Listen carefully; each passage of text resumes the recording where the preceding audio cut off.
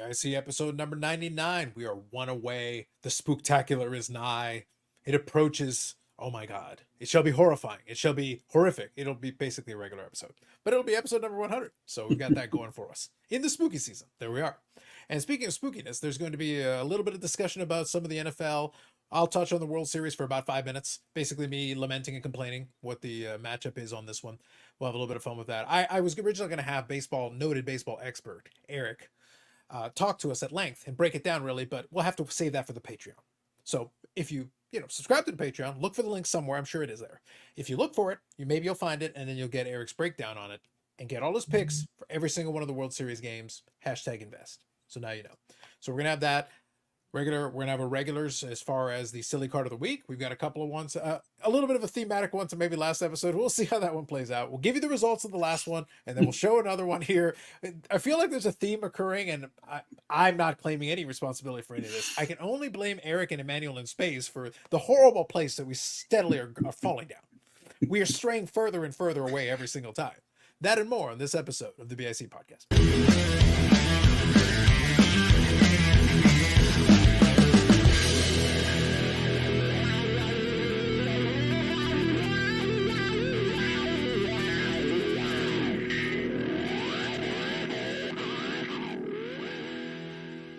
We're here under the gaze of Brett Favre, and I'll actually bring him up here in a minute when I get to talking about the football for a second. So let me do a little bit of the sports talk, the lead up in the front, then we'll do silly card, and then we'll get into a couple of topics we're going to talk about. So World Series matchup is set. We got the Los Angeles Dodgers taking on the New York Yankees, which for television purposes is probably the best scenario they could have asked for realistically. You got two big markets that are going to be into it.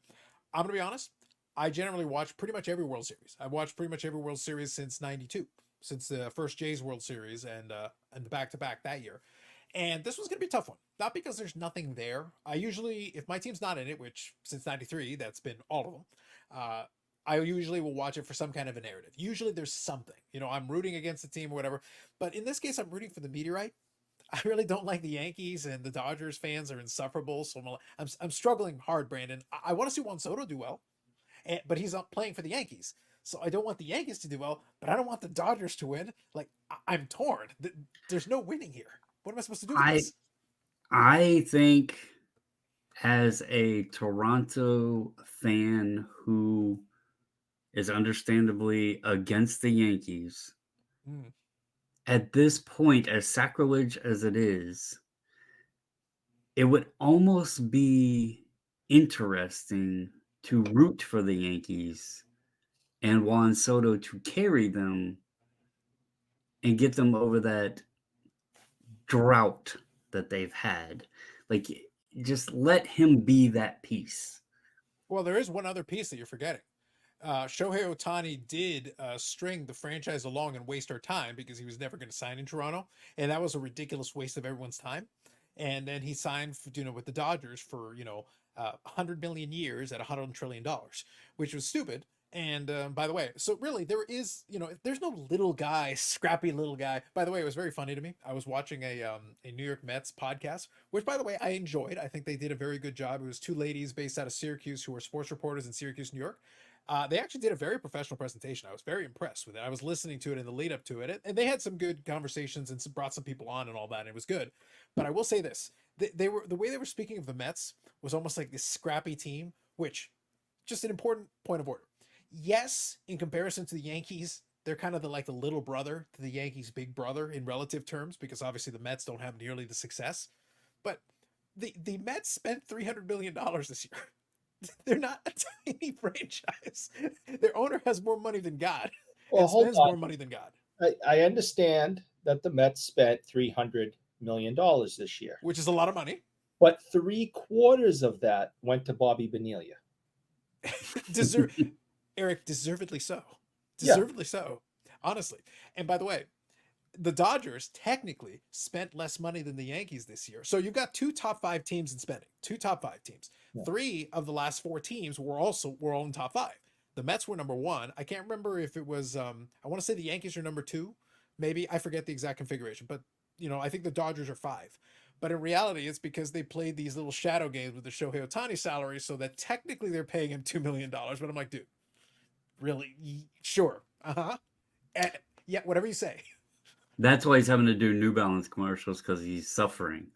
He's short on cash, man. Like, it's really sad. Like, let me Now, tell you, Shohei Ohtani will make as much cash as Bobby Bonilla, basically. here's a little fun question I want to ask. How much do I get paid? You get paid in like buttons. Silence. Oh, So,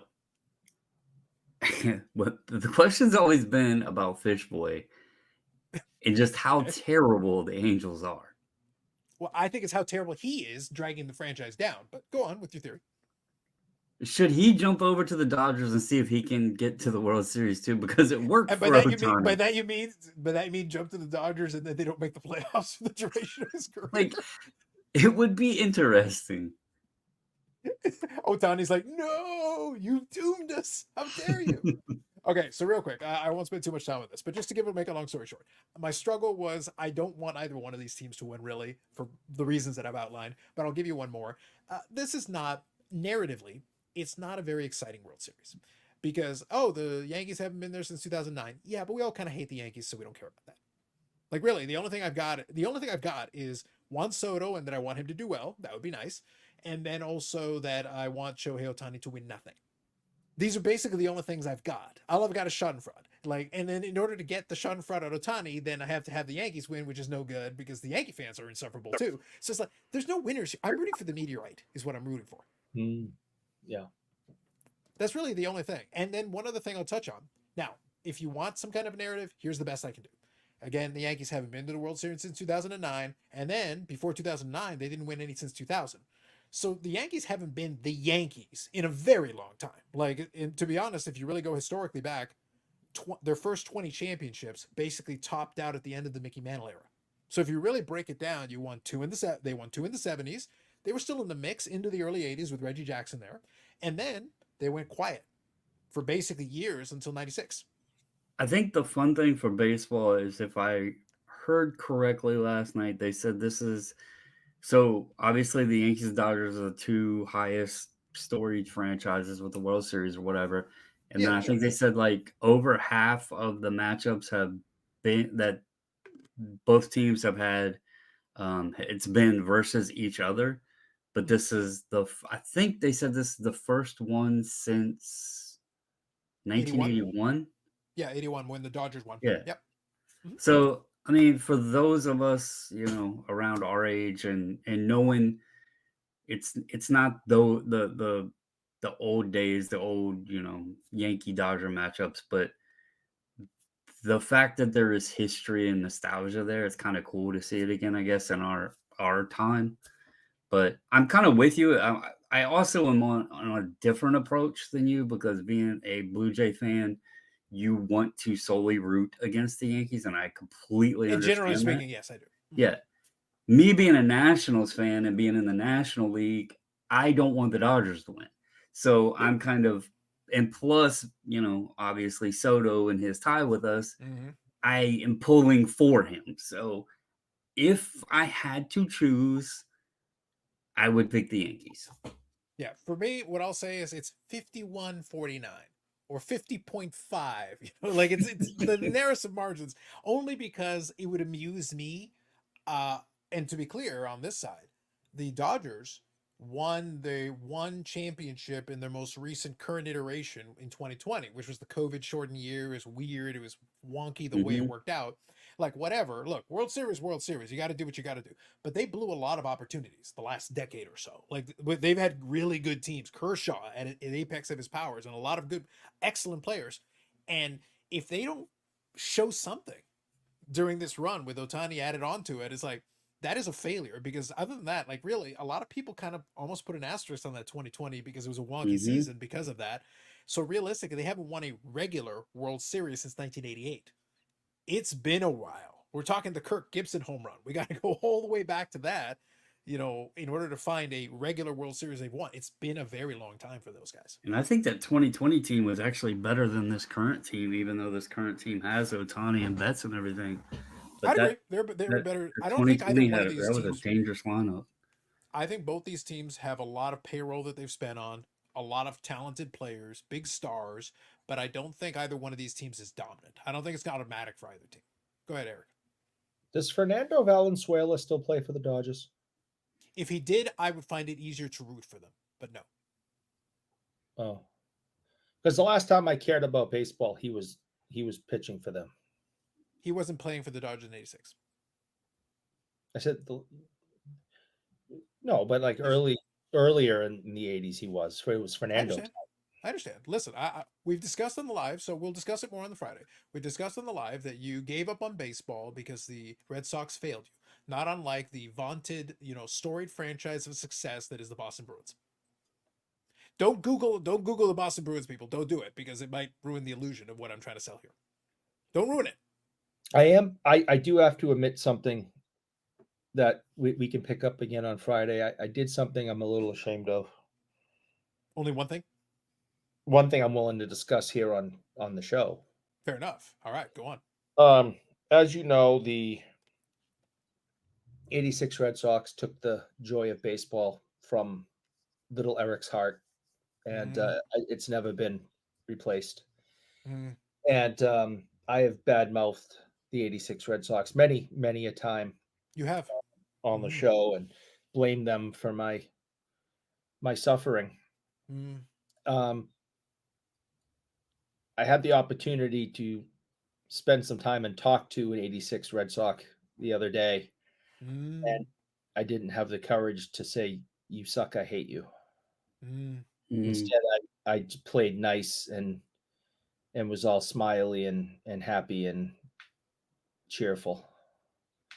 And then after he left, I was like, "God damn it!" Your lack of courage is noted. Yeah, I'm very ashamed. But I was talking to one of the pitchers of the '86 team, Bob Stanley, Steamer. Wow. He's a very nice guy and all, and I didn't have the courage to tell him my story. Well, if you had told him your story, it would have been good, because if you had told him your story, you go, "Oh, you mean like the Hindenburg ending?" Wait, that's the hockey guys. Never mind. Sorry. Our bad. Sorry. Yeah. Our bad. Our apologies. Yeah. Anyway, so real quick, one other thing. So let me talk quickly on a couple of things football-wise, and then, like I said, we'll get into the card topics here. So first, it was very unfortunate. The Deshaun Watson era in Cleveland may be over, and I think we'll treat it with the seriousness and gravitas that it deserves.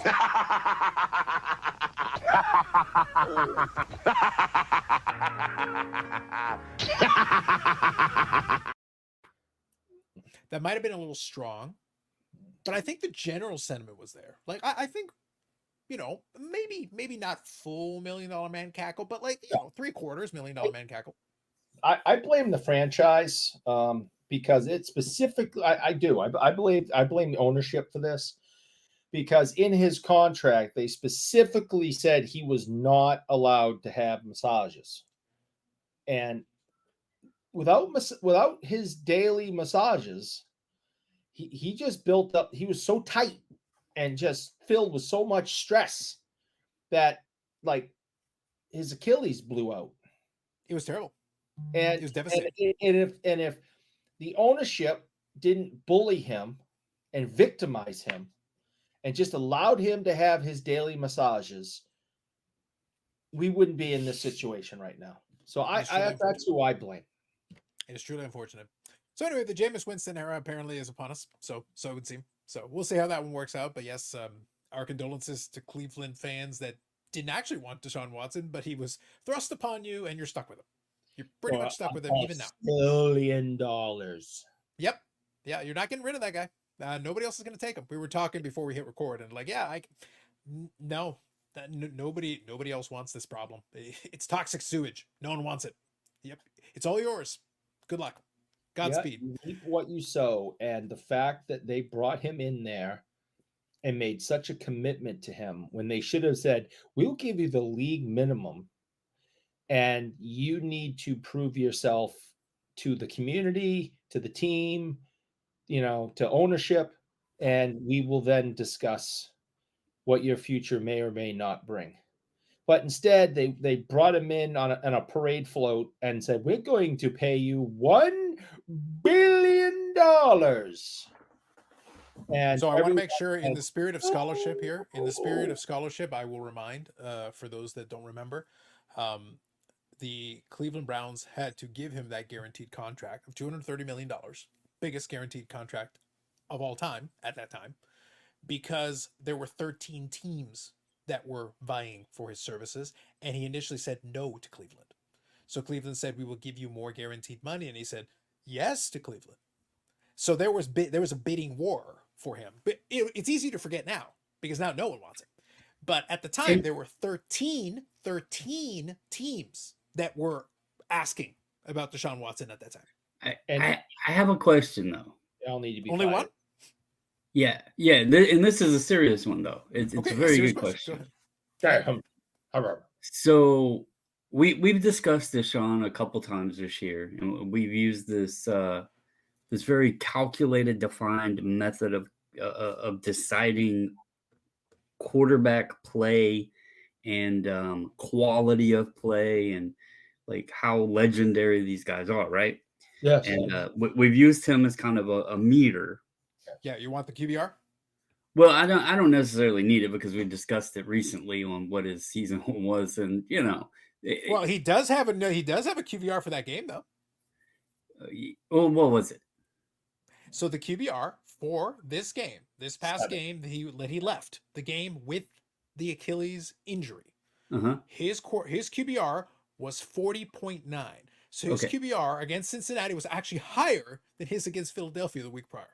Okay, so here's my point. All right, if you are the Cleveland Browns and you know that you've guaranteed to give him $230 million, and you've seen his play through this part of the season, you must ask yourself, like, we're paying this man. Mhm. Does he necessarily need an Achilles to go out on the field? Because I don't know if he could be any worse. So maybe they just start him.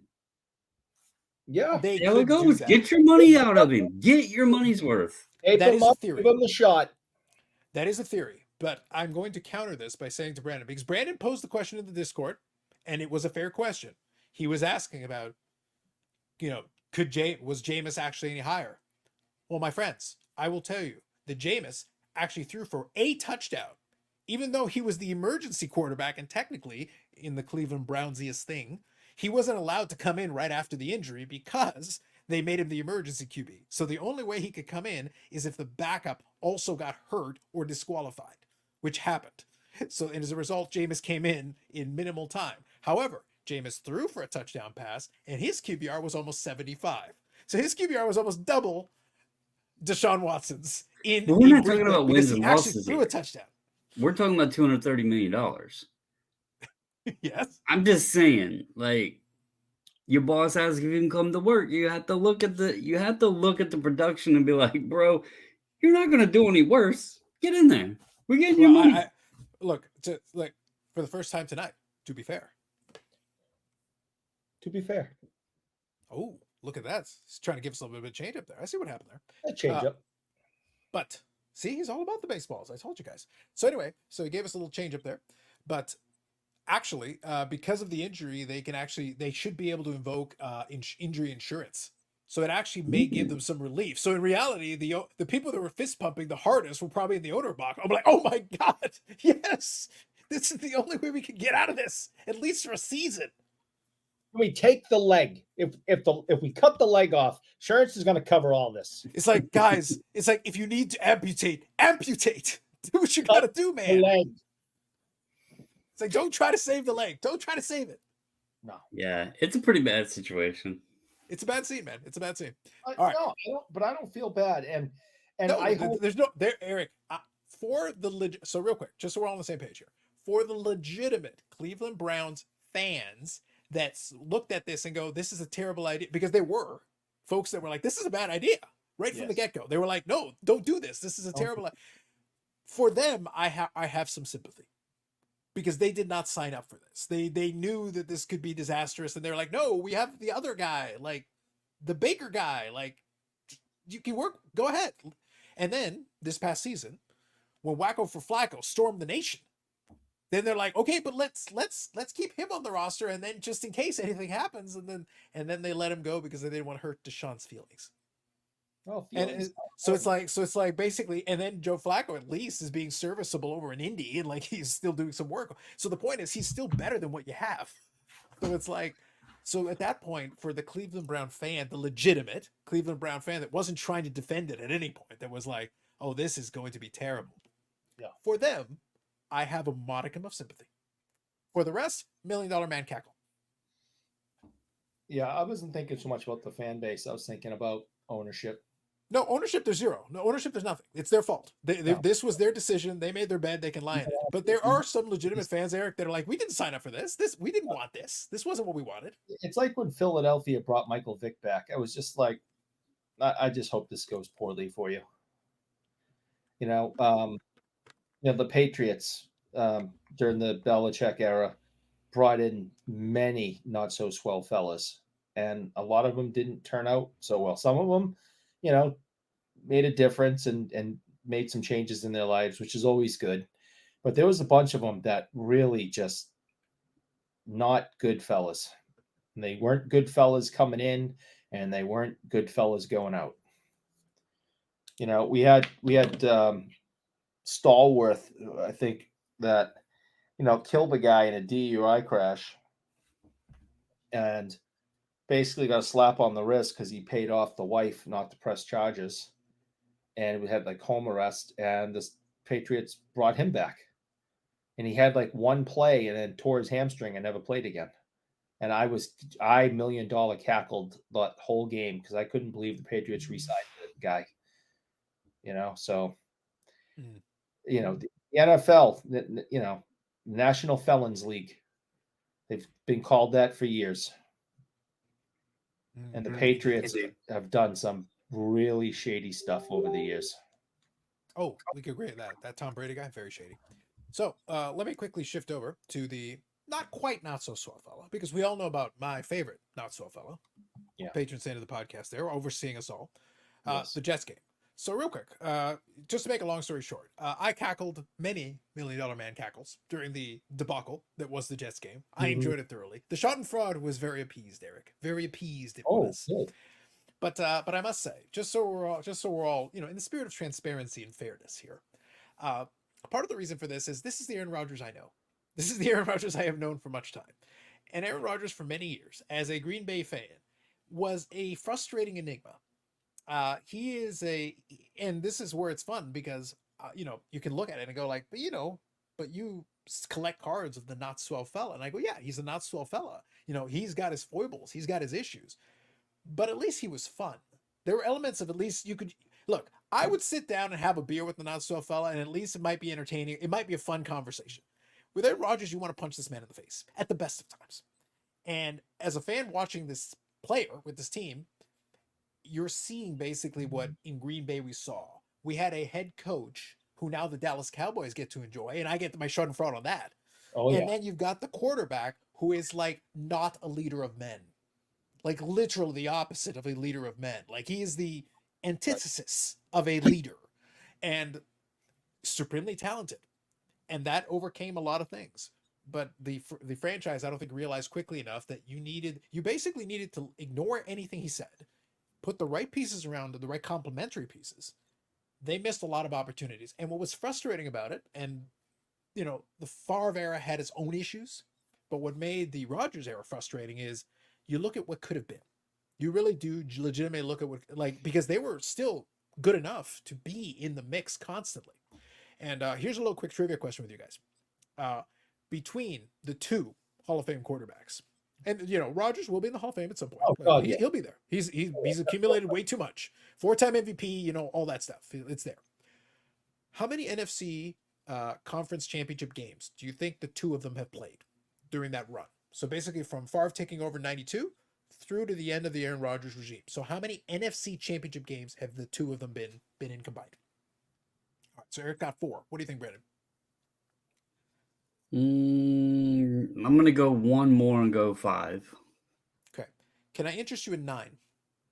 9 NFC championship games. The not swell fella had 4, including 3 in a row, because he 3 MVP seasons. 3 NFC championships in a row, including 2 Super Bowl appearances and a Super Bowl win. So that was during the peak of his powers in the mid-90s. Against And- the Patriots. Yep. And well, he never played the Patriots in any of those. And the one championship. Yeah. The one 96. championship they did. Yeah, that was the Drew Bledsoe Patriots. Yes. The Drew Bledsoe Patriots, yes. So that was the one. And then he played the first of the 2 John Elway Super Bowls. So that was where John Elway finally got over the hump and won with Terrell Davis and that team, which, by the way, was a great team. Like, let's be clear about it. It was a great team playing a great team, like legitimately great teams playing each other. So John Elway, full value to that. But nonetheless, 2 Super Bowls back to back, you win one, that's pretty darn good. And you get the 3 NFC championships in a row, also pretty darn good. And that's right at the peak of his powers, and he won 3 consecutive MVPs as well. So, like, that's a pretty damn good run.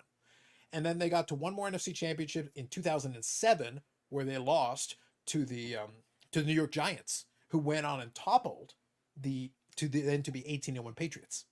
So that close to being very interesting. If it had been Brett Favre and Tom Brady in a Super Bowl, that would have done numbers. People would have loved that heavyweight matchup, especially at that point. So just think about it. 4 NFC championships for him. Rodgers has been to 5 NFC championship appearances. 1 Super Bowl appearance, 1 Super Bowl win. So they got 1 Super Bowl each. 4 MVPs for Rodgers, 3 for the not so fella. So I have had elite level quarterback play for basically 30 years, which is, a luxury that a lot of franchises would kill to have. They would kill to have that many conference championship opportunities, but they could not cash in on most of them. And that was the frustration of the Rodgers era. It was that, like, you're good enough. You are more than good enough. And you would watch those games and the way they would lose them and be like, you guys are more than good enough to go one more win to get there. It should have happened. There should have been a Rodgers-Brady Super Bowl. There were a couple of opportunities for that. They missed that opportunity. So, but it was always because, and then, Eric, here's a rare moment. I am going to give your favorite quarterback of all time, Thomas, Edward Patrick, Larry David, Beavis Butthead Brady. I'm going to give him the only praise that I can. The only praise that I ever do. As untalented as he is, and generally worthless. Off the you field. Cannot. I did make that qualifier. But the point is, as generally worthless as he is, no one can make a statement that he did not do everything in his power to maximize every little ounce of anything he could get to maximize his capabilities when he started playing the game, when he was playing the game. He did not cheat anyone. Hold on. Go ahead, Brandon. He didn't maximize the air pressure. He decreased it. He did decrease it, but the decreasing maximized the performance. It worked out. The point is, he took every edge. He did not skip out on a workout. He, TB12 method, whatever that is, whatever Eric needs some of that, whatever he used, he was there. Look, we already saw the Crypto Bro picture. Even at this point, he didn't skip too many workouts. But then you go and compare it to my buddy Rodgers over there, who had all the arm talent in the world, very clearly all the arm. But then go look at him, and he looks like a heroin addict. Like he's never met a weight. What is this guy? But he's had some interesting relationships, though. Yes, and he's always the weirdest one. He's the weirdest one. He must have let me go back to kind of Douglas. method. Sure. Correct. So anyway, while he's enjoying his heroin, allegedly, the point is that you've got a guy here who came. The reason why the Jets thing is so much fun for me is, number one, this is the Aaron Rodgers that I've known. And I have an Aaron Rodgers jersey that I got before Super Bowl 45. This is before we knew how weird Aaron Rodgers was, that it turns out he was that weird. I don't regret having it because obviously it was part of a celebration of what turned out to be a championship season. It was good. But that's 13 years ago. 13 years later, my God, has this man caused me frustration. Endless frustration. So now I'm kind of enjoying, Eric, that he's the Jets problem. And I'll get the chance to look at it from over here and go, yes, now you get to see what I was dealing with and how many times I just shook my fists in the general direction of the television going like, if you could just shut up and just do as soon as the going got tough in that game, Eric, Rodgers folded. What he gives up. He immediately goes into slumping his shoulders and looking and giving like a mean look. And it's like, that is not a leader. That is the opposite. There is talent on that Jets team. And they gave him more talent. And everything he wanted the head coach fired, allegedly. They fired his ass. He wanted Devontae Adams. They got him Devontae Adams. They're giving him everything he's asking for, and they're still failing because it's still the same guy who can't get the job done. So you will all forgive me if I sit in my seat and cackle in the general direction of the television, enjoying the debacle that is the New York Jets. Oh yeah. Well, I love. Thank you for listening to my TED Talk. Oh yeah, no, that's great. That's great.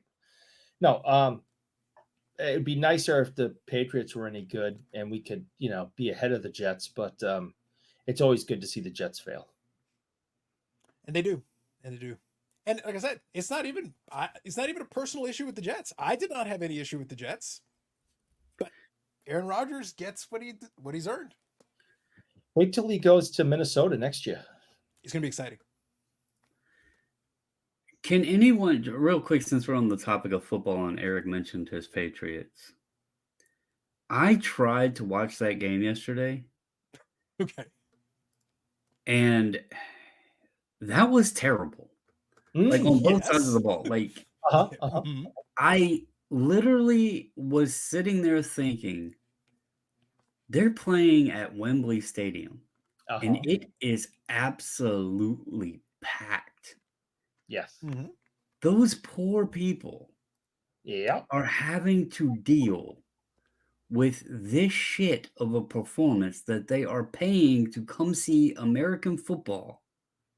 And this is the product we're putting in front of them. It's like telling these people that have never been to the US or something that, talking about our food or something, and how great it is, and then serving them a plate of like ramen noodles. Like, it's Expired terrible. ramen noodles. Yeah, like with no water. Yeah.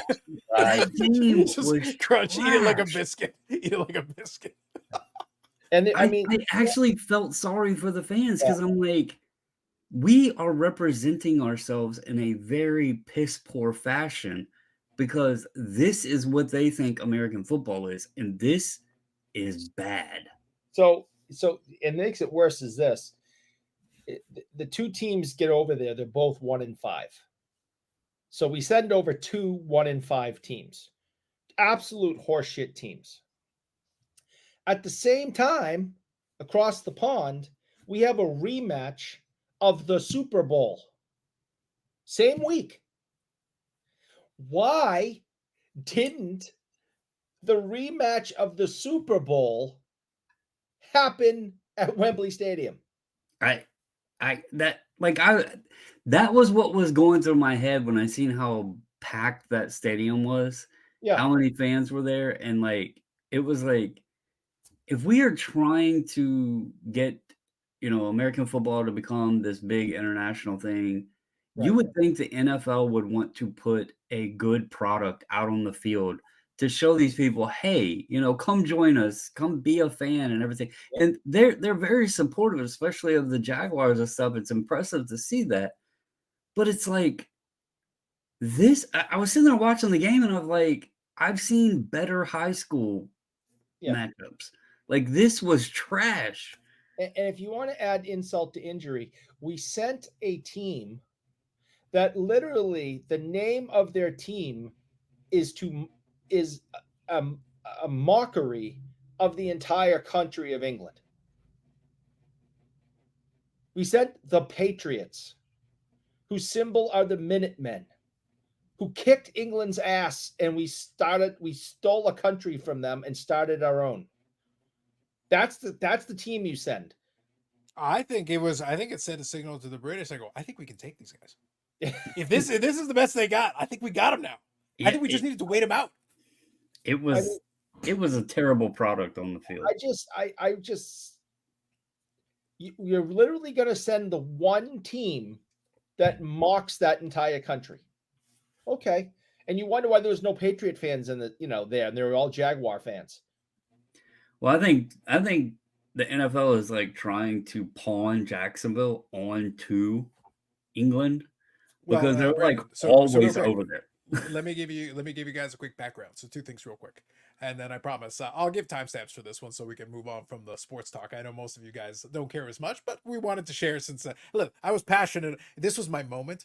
I was passionate about, I've been holding this rant on the darkness, and I just needed that night. It was like, oh, it was perfect. It was everything I wanted and more. I needed that moment. It was very cathartic for me. I needed it. But, and I had years of pent up ammunition Many yeah. years of pent-up ammunition. I can hear So it. anyway, trust me, it's there. So anyway, part of the reason for that is because the Khan family actually owns a soccer team over there. So the Chad Khan and then Tony Khan are obviously very big, and the biggest AEW shows they've ever run were also in Wembley Stadium. So there is a very close connection there with England and Jacksonville, which is the team they own, and then obviously AEW as well. But the reality is the Jacksonville connection with England. I don't think Tony Khan would be morally opposed to that because they love England. There is a connection there. And you can see the fans enjoy seeing them, and it's nice that we're sending the same team, I guess, frequently. That way they can become a fan of a team instead of throwing a different one out there. So I get that part of it, and it was in jest because it's Jacksonville. And there is one other angle as well. There is one other angle as well, though. The NFL historically is really bad with these international things when they try to do them because it's ham-fisted. They'll try to do something, and then so I'll give you a good example of that. Years back, they tried to do a Bills and Toronto series, and that had a couple of issues. One of them being that I think the number was 15,000 of the Buffalo Bills season ticket holders are already Canadian. They just crossed the border. They buy the season tickets across the border. Like, remember last year I sat in that traffic? I was pissed. Yeah. So that's normal. So number one, so you would have thought, okay, so since there's already a very solid base of fans in Toronto and Southern Ontario who already patronize the team, you would think, well, they struggled at attendance. Why? Well, because the tickets were like $200 for like crappy nosebleed seats. Well, it's like, guys, if you charge a ridiculous amount, they're like, yeah, I can just go to Buffalo. I can drive down to Buffalo, tailgate down there. By the way, you're not going to have a tailgate like you are in Buffalo. In Canada, you can't. You're not allowed to the same way. So even if you try to replicate it, it's a scaled down version of it compared to the real deal. And again, you can get in a car and drive 45 minutes south, cross the border, and just go to that one. Like it was a terrible idea. It was a stupid idea, and then they wondered why it didn't work. It's like, well, guys, you priced it exorbitantly, and again, the Dome is not the greatest venue for that kind of. It's a multi-sport, multi-purpose stadium. It's not built for football per se. Yeah, you can put a field on there, but it's not what it's built for. And then you charge ridiculous prices. And again, you could literally just drive 45 minutes down and see the real deal in a football stadium. Why would you pay triple for less? Doesn't make any damn sense. And then you wonder why it doesn't work. But anyway, I just thought I would mention that because I did turn that game on, and I mentioned it in the Discord. I was like, this game is bad. And then I just started thinking about the fans, and I was like, these poor people, they're having to deal with this shit. I would bet you those tickets were not cheap either. I bet you they charged them a pretty penny for that, for that quality of game, we'll say. And I just to wrap up again, I want to repeat it. And they had the Super Bowl rematch the same day. They could have sent those two teams, and they could have been huge. There you go. So what we're going to do now is we're going to shift over. We're going to go to the silly card of the week. So hopefully you enjoyed our little foray. Again, needed a cathartic moment to get through it. Go ahead, Eric. I was just wondering who is sponsoring the silly card of the week this week? That's literally what I'm about to do. Okay. I was just curious. Yeah, I'm going for it. So silly card of the week, unofficially. Oh man, do they approve of what's been shown? Oh, they do. No, that part I'm not worried about. Yes. That part I'm not worried about. We have no concerns on that matter. We need to get them to get a spot in the shop that has like pictures of our silly cards. Listen, I could probably pitch that. I wouldn't be shocked if that was a thing. So anyway, amgcollectibles.ca and the AMG Collectibles YouTube channel. So we have shifted over. Now we're just starting to do some live streams. So at the time that this is recorded, there's going to be no podcast episode. That'll be coming on Wednesday. It will be recorded the same day, but it'll drop on Wednesday morning. You guys will get that episode. And then there should be a live on the channel on Tuesday. It'll be, I think, about 5 p.m. Eastern time is when it should go live. We'll have a little bit of fun with it. We're still figuring out the formatting. I think we'll have a discussion about exactly what we want to do. But if there's something you want to see, well, feel free to go to the channel, make a suggestion, and we'll have some fun. And you guys can check it out, hang out live for a little bit. It'll probably be 45 minutes to an hour. They're going to be starting from the shop. There's going to be a couple folks there at the shop at the time. So we may be able to showcase a couple things, have a little fun with it. So we'll do a little bit of a difference from the podcast episode. We'll have some cards that came in the shop as well on the podcast episode. So it'll be a mix. We're going to start working on some things. And it won't be this week, but from what I saw, the checklist is available. So I think in next week's episode, we're going to be able to talk about SP Authentic, because the Bedard year SP Authentic, the checklist has been released by Upper Deck, which generally means, within a week or two. So it is scheduled for October the 30th. So it should be out. If they manage to hit that timeline, it'll be out in time for the Expo. So that'll be a big deal. If we get SP Authentic with Bedard in there at the time of the Expo, that could be a pretty big thing, especially with Series 1 also just having come out. So that's two big products that could be for the Expo show. Yeah, absolutely. They'll bring some excitement to that. Yeah, so I expect then, if that's the case, there'll be some good breaking about that, and they'll forget about vintage cards, and then I'll get some good deals. Excellent. I will walk by all the vintage deals at a zero when you see the bougie man come by. Get paid for it. It's fine.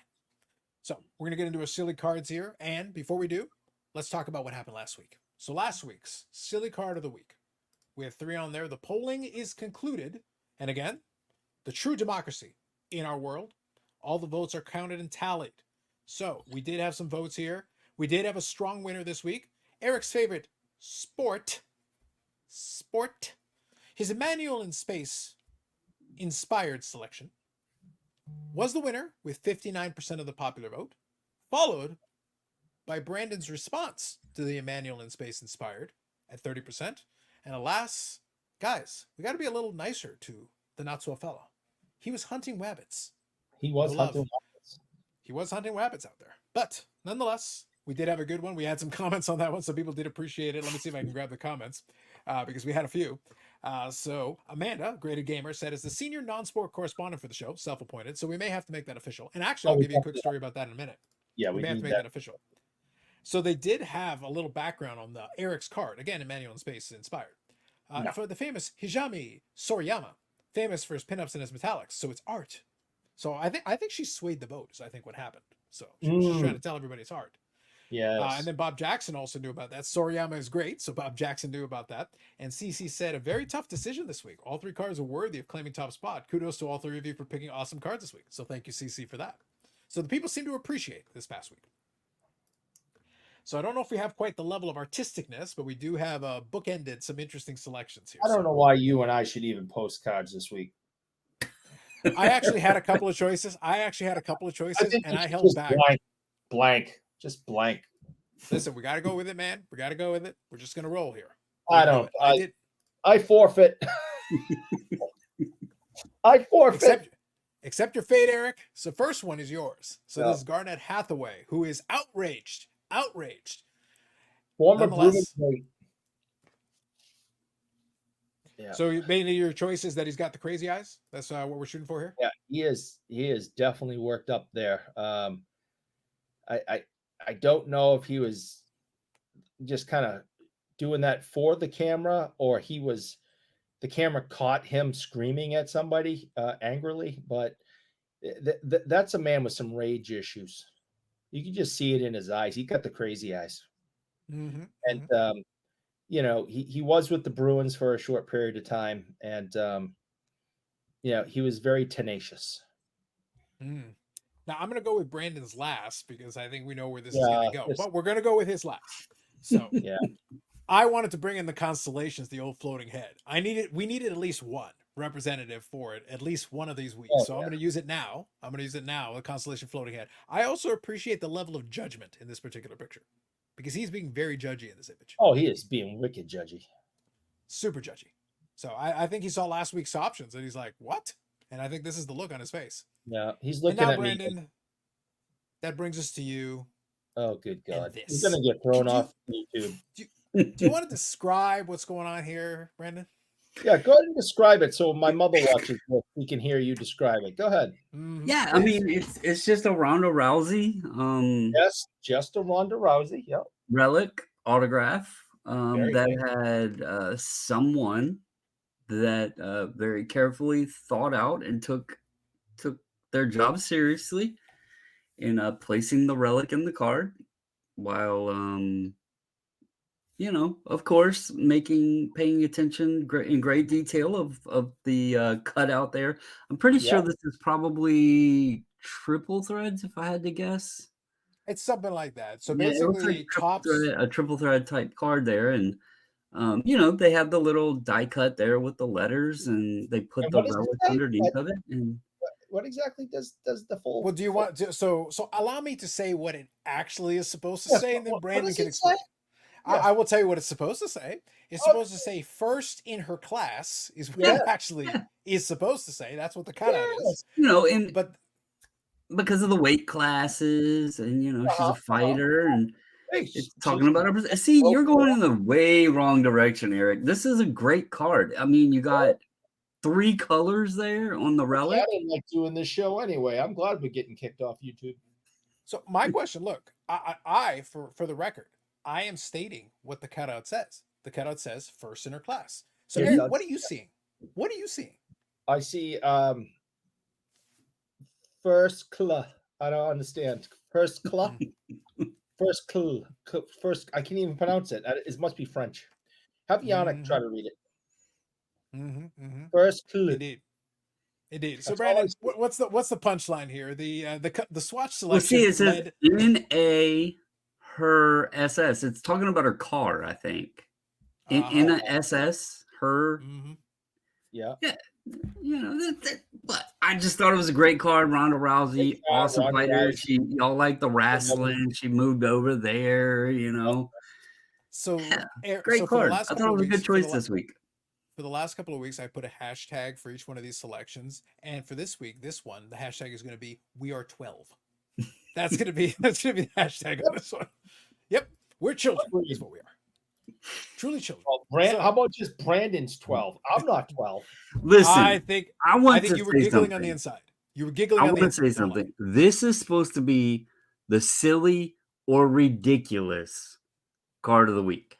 And it is. And if I pull something up, and I can't help it if it makes me seem like you mean if you pull something out of your ass? You mean if you pull something out of your ass? Go on. Yeah. If I pull something out of my ass, or if I'm browsing the internet or ComC or wherever the images may appear from, and it makes me laugh, then I feel that constitutes being silly or ridiculous. So Brandon can continue to feel young at heart. That's the important thing. Young at heart. There you go. So all of these will be included in a community post. Vote regularly, vote often. Make sure we count all votes.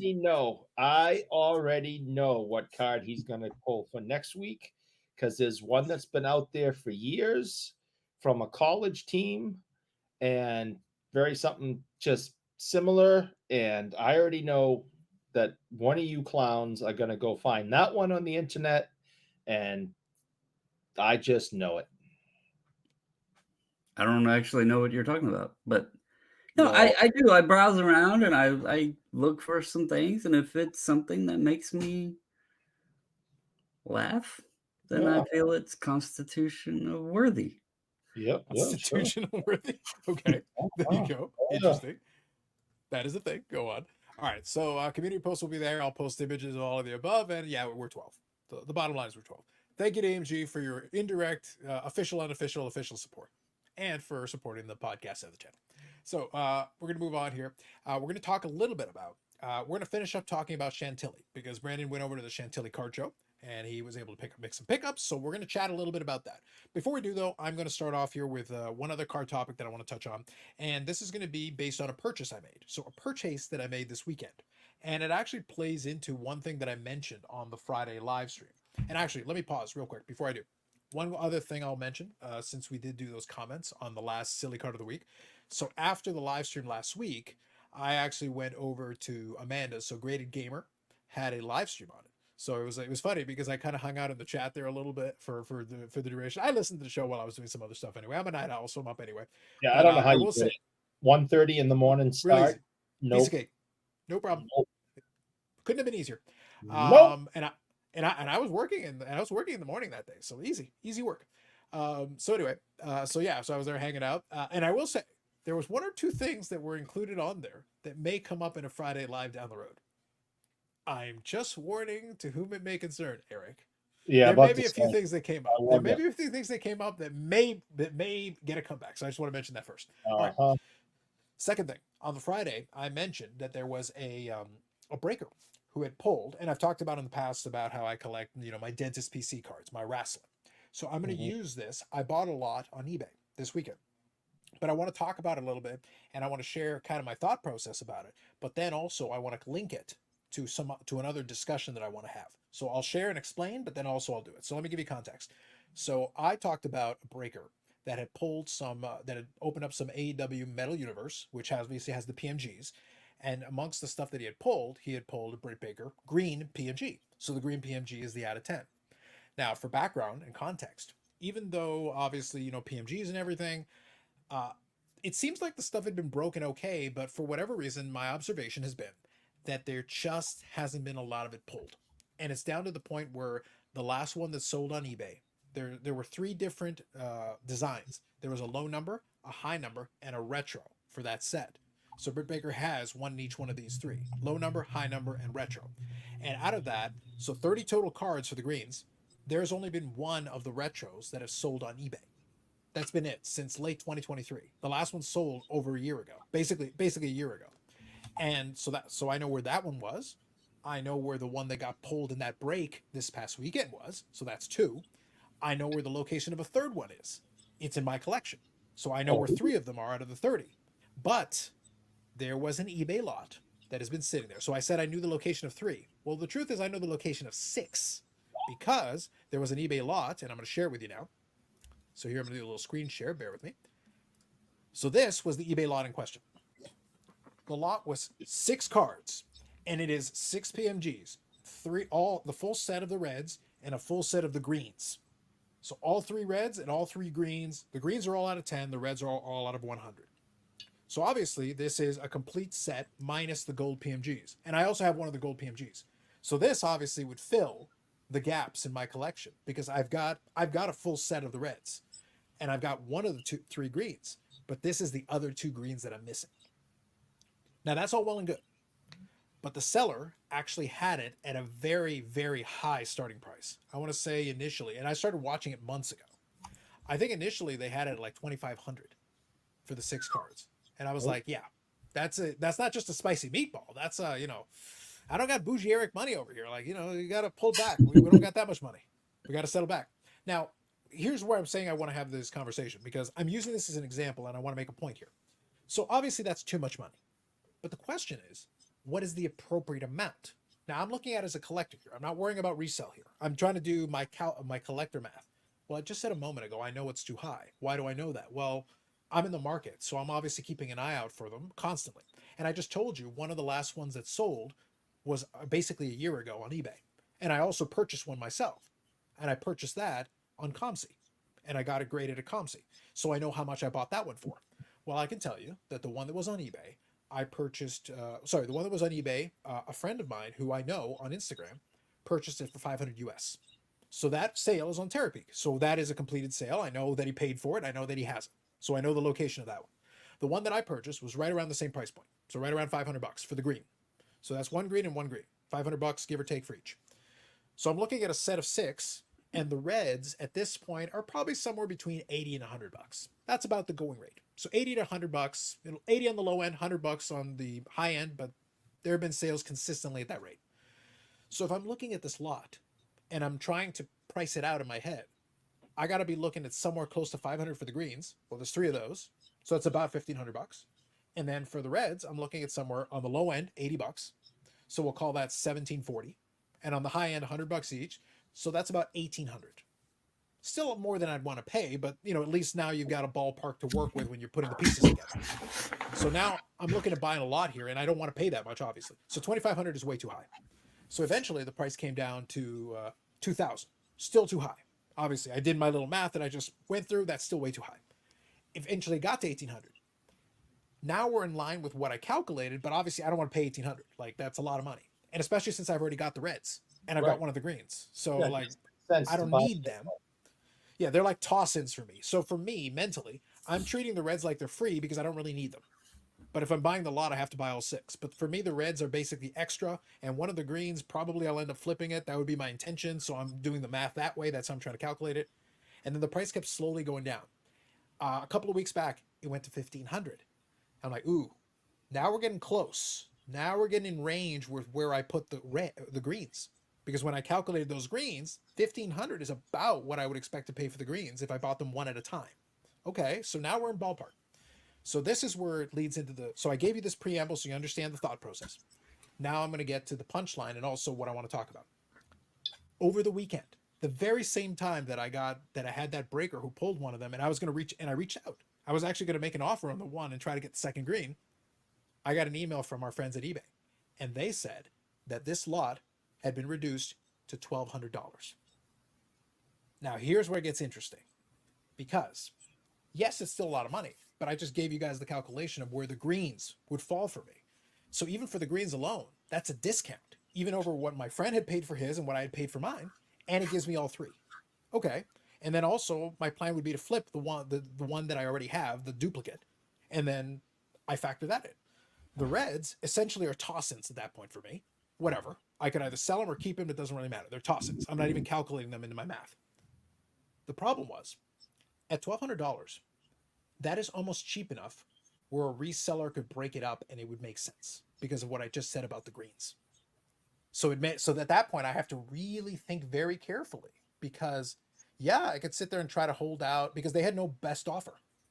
And I tried to reach out and they weren't receptive to putting a best offer on there.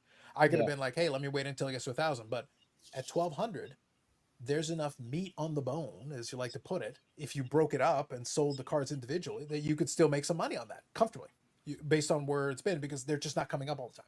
It's been over a year since the product came out. And again, I just told you, counting this, I've seen 6 greens out of the 30. So they're just not appearing. So it's one of those things. So at that point, I just said, all right, $1,200, I'll make the deal. Because that price had crossed that line where even though I would love to have waited for it to go down a little bit more, it was right at that threshold where a reseller could swoop in and buy it and then charge me an upcharge on the greens. And I could end up paying as much for the 2 greens that I need. It's just buying the whole lot. So it had crossed that line where I'm like, I might not want to wait any longer. I might have just crossed that line, that threshold. And that's where my head was at. So now my curiosity is, when you guys are looking at stuff that you're looking for, is there a situation where something crosses the price line where even, yeah, of course I want to get it cheaper if I can. But if it's at a price point where somebody else can now swoop in legitimately, now there's now the price is tempting enough where someone who maybe doesn't necessarily want it for collecting, or maybe another collector, now it's interesting for multiple parties. And now you might have to think about being a little more aggressive and actually pulling the trigger. So just using that example there, because it kind of depends on the example. Sure. In that particular example, though, first of all, did you, the one that you have, is it the retro or what, is it one of the others? So mine was one of the other ones. Okay. It was the middle card. That's the one that I have. I don't have the retro. I would have taken that into account because obviously the retros are normally a little bit, well, at least in hockey and stuff, they're kind of harder to hit and they're a little bit more sought because of the design and all of that. But I would have taken that into account. And to be honest, and this might, this might surprise people and may not be the way to go, but, and you mentioned you weren't really too worried about the reds. I don't know if you already have those or what I have multiple sets of the reds. Okay, so you already have the reds. So you had reds, to take that into account, right? Yeah. But you said that you could sell them bottom end $80. So yeah, you were counting at 240 at least there, and then you said 500, give or take on a green, right? Yeah, they just haven't come up much, and the ones that have sold have been right around that price point. I probably, because of the fact you're not seeing the greens, because of the fact that it had the 2 that you needed, I honestly would have probably been in the consideration range at $2,000.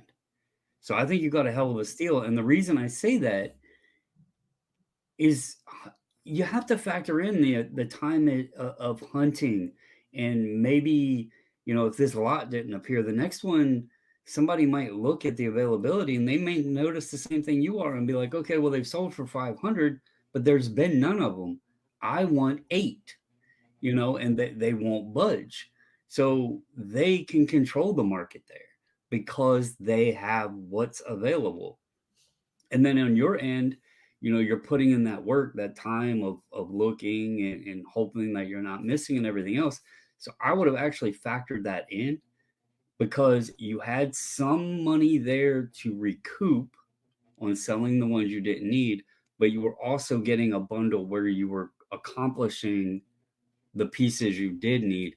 And of course, you're doing it as a collector, which in cases like that, being out of the 10, being that that they're just not popping up, or where some are buried already, there's a little bit of extra emphasis above even on the comps because that's just what previous solds are.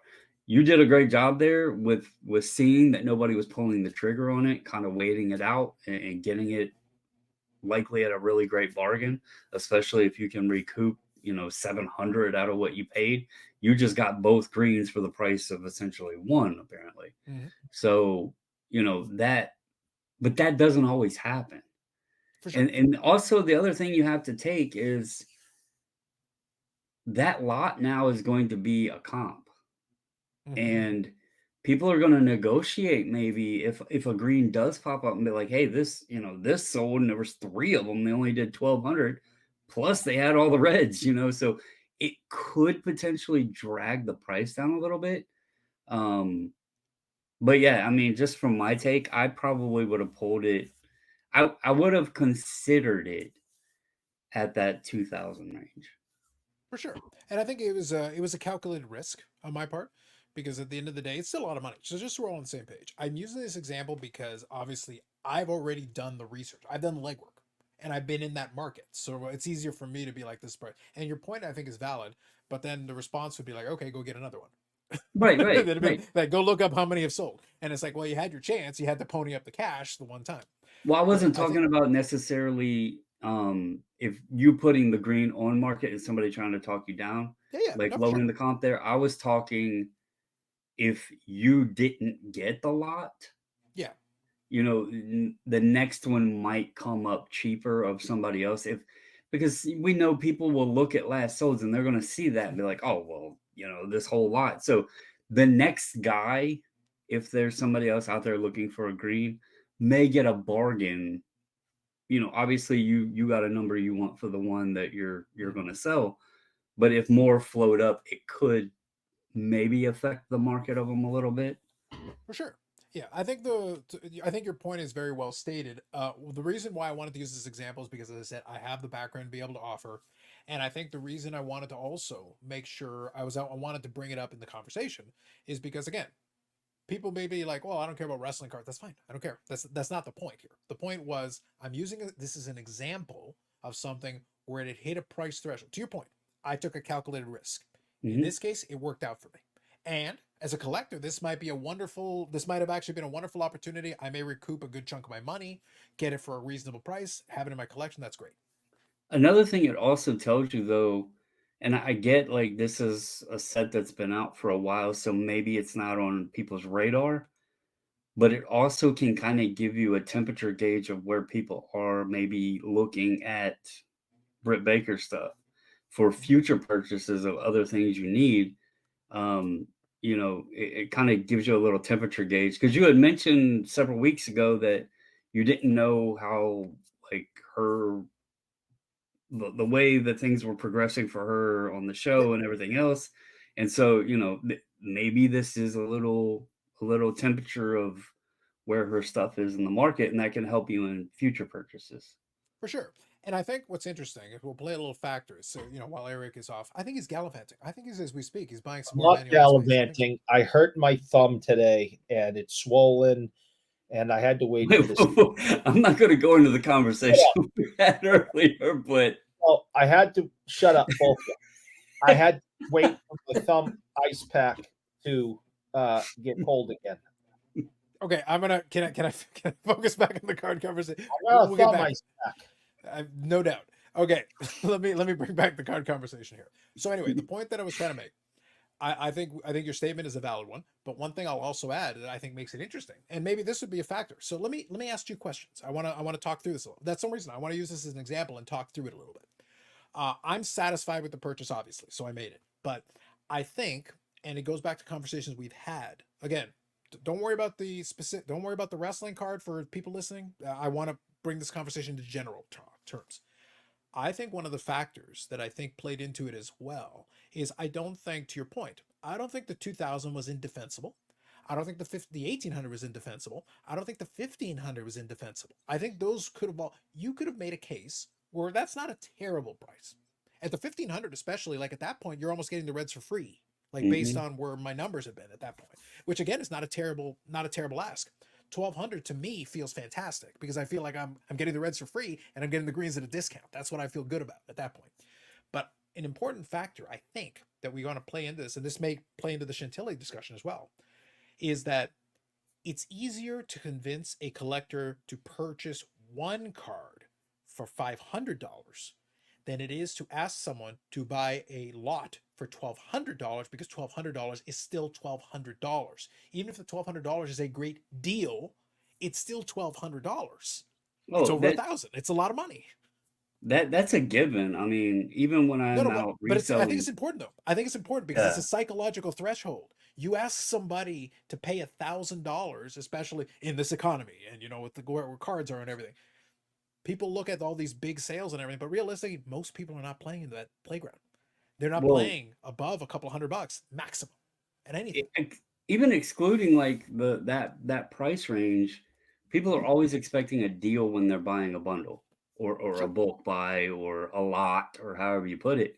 And so that does play into it because people, like, you go to a card show, you pick a stack out. We've talked about value boxes, right? Dealer can have them priced at $5 a piece. You make a stack, they're going to throw you a bone and give you a little discount. Usually, when I'm reselling, if I'm buying a bunch of stuff, I'm going to ask, hey, can you do any better on this? So it's a higher price point and it's only 6 cards, but I think you had done the math. I don't think a lot of people want to sit there and say, well, this one is this one is, and then factor all that up and then have a price point total of the value of the lot. They're looking at, okay, I want a deal because they see that bulk there. And, basically in your purchase, let's look at all cards being equal. It was 6 cards, you got them at 200 a piece. So, a lot of people would probably be like, oh, I want to be at $600 theoretically, because they're thinking, well, I can get them at 100 a piece. But yeah, it definitely, I think lots usually go for a bargain. They do, but I think so, Brandon. The only reason I'm bringing this up, and I think Eric, I think you'll understand what I'm getting at here. I think we've reached the point since the market has cooled off and since the big money has gone away to a certain degree. Look, if I go to a card show, I could have a lot that is $5,000 value, but I tell somebody it's $1,000. There are a bunch of folks that would balk just because they cannot get themselves to spend the $1,000, even if it makes all the sense in the world. But that same person may be willing to pay $200 for a $200 card. We'll do the math and we go, wait, you're paying $200 for $200 card. That's a worse deal than paying $1,000 for that $5,000 worth of cards. And you could sell, because then you got to put in extra work, right? So they look at it and go, but I don't want to spend $1,000. It doesn't matter if it makes sense. It doesn't matter if it could actually work in my favor, but I'm willing to pay $200 for $200. It's like, but you're not getting any extra out of it. Like you're getting exactly what it is because it's $200. I think the price threshold has become so important for some folks. They're basically paying full comp because they just can't push themselves beyond that theoretical barrier, or they can't. They either can't or they won't, for whatever reason. In this case, I had the luxury of being able to be like, I can swing this. I will do some work on my end. I will end up moving a couple of the cards. I also got some other cards that I'll end up moving. So for me, I will pay myself back for it. So in the end, I will make the numbers work in my favor. but it's not easy to spend $1,000 on a lot or a card or Oh, whatever. yeah. And most people will not. It doesn't matter. You could give them a Bobby Orr rookie in a PSA 10 and they sell them as $1,000 and go like, that makes all the sense in the world. But they're like, that's $1,000. I can't do it. It's like, No. well, but you Bills- could literally flip it for $1 million. Yeah. It No, doesn't matter. They can't get themselves to part with 1,000. Doesn't matter what it is. I wasn't really seeing that issue over the weekend. I understand, but what I'm Yeah. getting at is I think that's more of a factor with some of this stuff than I think Yeah. some people are playing into it, because I think some people are so gun shy to extend for any reason that they will actually forego stuff that could make total sense if you are willing to sit down and put a little extra work in it or crunch the numbers, whatever. If you're willing to do that, there may be stuff that can make sense for you in the long run. But again, you're going to have to put a little extra effort into it, but they're just not willing to do it.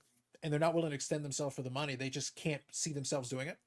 And that allows somebody else to swoop in and who is willing to do that, who is willing to take that extra and be like, yeah, they'll take advantage of it. You keep saying willing, and I totally agree with you, and you're making a really good point. But there's some people that, especially maybe some older collectors that, selling stuff on the computer is, above them. It's scary for them. It's intimidating for them. So Sure. not everybody has the, ability that you have and knowledge that you have and comfortability as you have in selling stuff online. So I think a lot of people are like, well, how am I going to move this? So if I make this deal and I drain half my bank account, how do I move it? Mhm. And that is an issue for some collectors, is they don't have the ability to move it. They don't have the knowledge, the comfortability, and it's difficult for some people. I mean, the three of us, I mean, we've put hundreds of things on eBay over the years. It's second nature. My mother, for example, has never put anything on eBay before. And she's an intelligent woman. She might be able to figure it out after some hit and misses, but it would be intimidating, Wait. So Eric's old stuff, the eBay store, isn't Miss Kathy's eBay store? I just named it that so I can get people to Okay. Okay. get the old lady sympathy money. Yeah, it's really all my stuff. I just, threw a picture of her one day really sick and she really looked old and decrepit, that because she's not, but I really got a really bad picture, and yeah. Okay. All right. Hashtag 4D chess. Makes sense. Hashtag 4D chess. But no, Yeah. that's fair. I think Eric's point has a play in it. The reason why I said I wanted to have the discussion and talk it through is I think these could all be factors. So my main point here is these could all be factors. I think there is the willingness or the comfort level, to Eric's point, comfort level in doing it. I also think there's a gun shyness to extending yourself. I think it's scary to extend yourself because it's, I keep reminding people it's still a lot of money. There's a reason why most transactions that are happening at these card shows are like on $5 cards. They're not on $1,000, $10,000, $5,000 transactions. They're $20. It's this. There's a reason why blasters are popular, is that, that's a more accessible price point. When people get gun shy with the box price, it's like, oh my God, it's so much money. They're right. They are. It is a lot of money. And like I said, for me in this case, it's still a lot of money. Just to be clear, I was able to do that math. I was able to figure out like, okay, and I had angles where I'm like, okay, I'm going to try to extract value out of it from this. These are going in the collection. This is going to be moved off. This other thing is going to, I've got some other stuff that I can move off as well. So my goal is going to be to pick myself back and make myself even as quickly as possible, so that then I have the luxury of taking my time. Because if I put that green and I don't have a buyer for it the first day, I don't care. And that's the big thing. And that's another big thing, is the time. So let's just say I can afford to spend $1,000, but I got to get that money back fast before the next bill cycle or, next college payment or whatever it is. My nervousness is going to be, can I flip them quick enough to get that money back by this period of time? And you can't always do that. sometimes it takes a while for you to move something and get Yeah. the most money out of it. And some people who put themselves out there financially has, the smart ones, if you're going to do that, you got to make sure you can hold and wait a little while. And, because if you're trying to you buy something for 1,000 and you're trying to get 2,000 by next Friday, you better have a buyer lined up with deep pockets. Because if you're just hoping that, you're going to advertise it here, you're going to put it over here, you're going to, walk into 10 different card shops in your area, it may not happen in that quick. And then you're screwed. Yeah. Well, it's the people who need to sell right away. They're the ones who tend to lose the most percentage points because the person on the other end of it is like, well, I don't have the urgency to buy, and clearly you have the urgency to sell. So now my offer is going to reflect that. Yeah. And it can work both ways. That's why I said, that's why I wanted to use this as an illustrative example. Again, forget the specifics of this one. I gave you details because it would help, you kind of get your head around my thought process on this. For me, it makes sense. For someone else, it will make no sense at all, but change it up. Make it baseball, make it football. It doesn't matter. Like, whatever. The concept hasn't changed.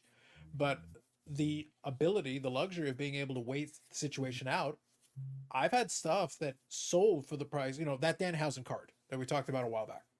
I had a guy who is a breaker, who opens a lot of the stuff, who has a 1-of-1 tracker, Eric. And he was telling me I was crazy. I was out to lunch for the price point I was asking. Well, I basically got what I wanted because I was willing to wait. Yeah. I wasn't in any hurry. I said, like, dude, I don't need to sell it today or tomorrow. It's not a big deal to me. I've already made my money back on the stuff I opened. So I have the luxury of being able to sit and wait. And then I'll get a ping on eBay. Hey, offer. I literally, before we went live, before we started recording this, I got an offer on a Juan Soto. What a coincidence. The guy goes to the World Series and all of a sudden somebody's very interested in a Juan Soto card. Isn't it weird how that works? And that's after I had raised the price. After he hit his home run, I raised the price 10%. And then no takers, lots of watchers, no takers. I raised the price 10%. And right now, the offer I've got is almost 100% of the old price. If they had just bought it at the old price, they basically would have gotten what they just offered. But now he's in the World Series, and now all of a sudden, hey. And so I'm going to give it a serious look. I may end up selling it. I may end up selling the card before the night is out. So, and at a price that I'm comfortable with. And hey, if they win the World Series and his MVP, it can go up more, but I've got more Soto cards. But for that particular Soto card, this is fine. The point is, I've had that card on my eBay store for a long time. I've been very patient. I've had people offer me less than half of what this most recent offer is. And I had no reason to say yes. I'm like, no, I'll keep the card at that price. That's fine. I'll keep it. I could afford to stay the course because I didn't need the money. That was the point. I did not need that money for anything urgent. So it allowed me to sit back and if it never reaches the price I want, then so be it. Whatever. It's okay. But yeah, if you're desperate or if you have urgency and the other person can read urgency, it doesn't work. Now, from the collecting perspective, I've been able to acquire a lot of good cards for my collection because I was willing to be like, yes, I could sit there and hope that the price drops more, but it hit that threshold where I'm like, no, I can make this work. That was what happened in this case. To Brandon's point, yeah, it's justifiable at a higher price, but at that price, I was like, I don't want someone to swoop in and do what I was planning on doing, but then do it to me. So that now I'm having to buy the greens from this other person and they mark up the price. And now, I didn't pay $1,200. Yeah, I only paid $1,000, but now I only got the 2 cards instead of paying $1,200 for all 6. I'd rather have the 6 then for the full amount rather than save a little bit of money and literally I just paid higher for the 2 cards. So it's to each their own, but that was how the math worked out for me, and that's what made it interesting. But it was timing. Timing was everything. It's just because that offer came across the table, and at that point I felt like I needed to pull the trigger because I wasn't going to assume that the price was going to drop again without somebody else catching that and maybe doing their own math and figuring it out for themselves. So just some thoughts. I think it's good. It's good business. I think it's smart purchasing. But again, you've had a lot of experience. You're very comfortable in doing this, and and you've proven over time that you're good at it. So I think that's a great move for you. And like we've already discussed, for others, it's not a good move for lots of different reasons. Mhm. But for someone with your savvy on moving stuff and your experience and knowledge of the market on on that On this that niche, yeah. wrestler, those cards, it all plays into your strength. So why wouldn't you be comfortable in making a deal like that and then moving them to make money or to break even? Where it's like if I had the opportunity to buy 6 or whatever, 8 or whatever it was, PMGs of the dentist, I'd be like, I'm not one, don't want them, don't know how to move them, don't have any connections or internet other than you, of course. But no Facebook groups, no Discord Mhm. groups of the dentist. I'm going to be freaking stuck with these things. Why am I going to put out 2 grand? Which was the original offer or something. Mhm. Why would I spend that kind of money? I'd be freaking stuck with these things. Yeah. And that's You what on I the say. Like, looks at it and goes, I have a plan. yeah, I know a few folks that might be interested, so it helps. Yeah, I wouldn't try to do that though. Like, say it was a lot of basketball cards. Maybe I do the math as similar, but I don't know basketball card people. Well, right. I know a few, but like not enough to be able to comfortably say like, okay, I know exactly what I would do here. I wade in these waters so deep that no, I don't have the expertise. I've been Yeah, around cards a long time. I have sure. general understanding. Uh, I I know enough to be dangerous. It's not my niche. It's not my category. Like Right. I watched that at the card show. We did that story when I was working with Bobby at that card show and we were doing it. I had somebody buy some wrestling cards for me who legitimately did not know anything about the wrestlers or the wrestling cards. And of course I sold it to him, but I'm sitting Yeah. there like he was asking me. And I'm like, "Oh, I'm going to give you honest answers. Like I'm not going to lie to you." But at the same time I'm like, should you be buying something where you genuinely don't know what it is, or even if I'm giving you a good price or you're not sure how to even really look it up? Like, does that sound, and he was a reseller, does that sound like a sound strategy to you, to be like you're relying on me to not be a liar and Yeah, to no, give you at that's least good enough information? if it's like $5 cards and you have a kid at home who likes wrestling and you want to pick a few things up to bring home and you're asking the person, hey, is this person popular? What are kids collecting nowadays? Blah blah blah blah blah. All right, I'm gonna take these. Here's 20-25 bucks. Thanks for the information and your time. I'm gonna go give these to my kid. Sure, no problem. Right? We get that all There's the time at the shop. Not a there's problem. there's another scenario that it works though. I mean, it like from the sounds of the show, Carlos was predominantly with wrestling stuff. So the guy had to Yep. know that he like knew the market and was a fan of, of the wrestling and the people and stuff. And maybe although he hadn't been in it, maybe it was something he wanted to get into. Sure. And if he was buying the stuff in the low end and just asking questions about specific people, maybe he was looking at it as paying for an education. He wanted to learn. He was asking Yeah. questions, which is smart. Yeah, sure. Don't just buy blindly. So at least he was getting some sort of information. Take them home, look them up, learn about them, maybe throw on some YouTube videos of the people he bought or whatever. And maybe he was just trying to get in and break in, and that was a way to learn a little bit. So I'm not saying no, but I just think it's one of those things where there's different ways to approach it. I like to wade into some waters where I've at least had a little bit of I've already been in the depths a little bit. I've already done that experimentation, that section of it. I like to do my own research and digging into it, but to each their own. At the end of the day, to your point, that's totally fair. Maybe you're paying for an education, and I think that's fine. In the end, hopefully the guy does well. I tried to be, like I said, I was happy to make the sale, but it wasn't life or death for me. It wasn't, to me, I was doing the show for fun. Like I said, I sold some stuff, which was great. It worked out. I was hanging out with Bobby and we were chilling and we had a good time. But I didn't have a ton into the show. It wasn't this crazy thing. Oh my god, I got to sell all this, or I lose all this money. Uh, the amount I paid for the table at the show is basically what I paid for breakfast when I paid for our breakfast, and that covered my side of the table. So it was like it was we were fine. We did all right. But yeah, I wanted to kind of share that because I thought it'd be kind of interesting. But yeah, sometimes you got to do the maths. Sometimes figure it out for your own. The math worked for me in this case, and I'll report back. I'll let you guys know how I do on it. I've got a bit of a plan in mind, and we'll see how it works out. For me, it's getting the cards. Honestly, I wanted to get those other cards. I'm excited that now I'm gonna have the full set. That's what I wanted. Is like that was my main thing. I was like, yes, because they have proven very hard to come by. So in this case, I was able to get the two big ones that I was missing. So at this point, I've got a full set of greens. Once those come in, a full set of the greens, multiple full sets of the reds, and I've got one of the gold one of ones, gold PMGs as well. So the only thing missing is 2 gold PMGs that have not surfaced. But I've got the only one that, as far as I'm aware, has even surfaced. So, pretty good. Out of 9 cards, I've got 7 of 9. Pretty good. Can't complain. Yeah. So with that said, why don't we shift over then? I want to talk a little bit about Chantilly. So, sir, Mr. Brandon, can you tell us a little bit? Obviously, you popped down to Chantilly. You found some cards. Can you give us a little bit of the vibes? What happened down those parts? So we didn't go Friday. I thought James was going to want to go Friday, but he said we would just go Saturday. So went up Saturday.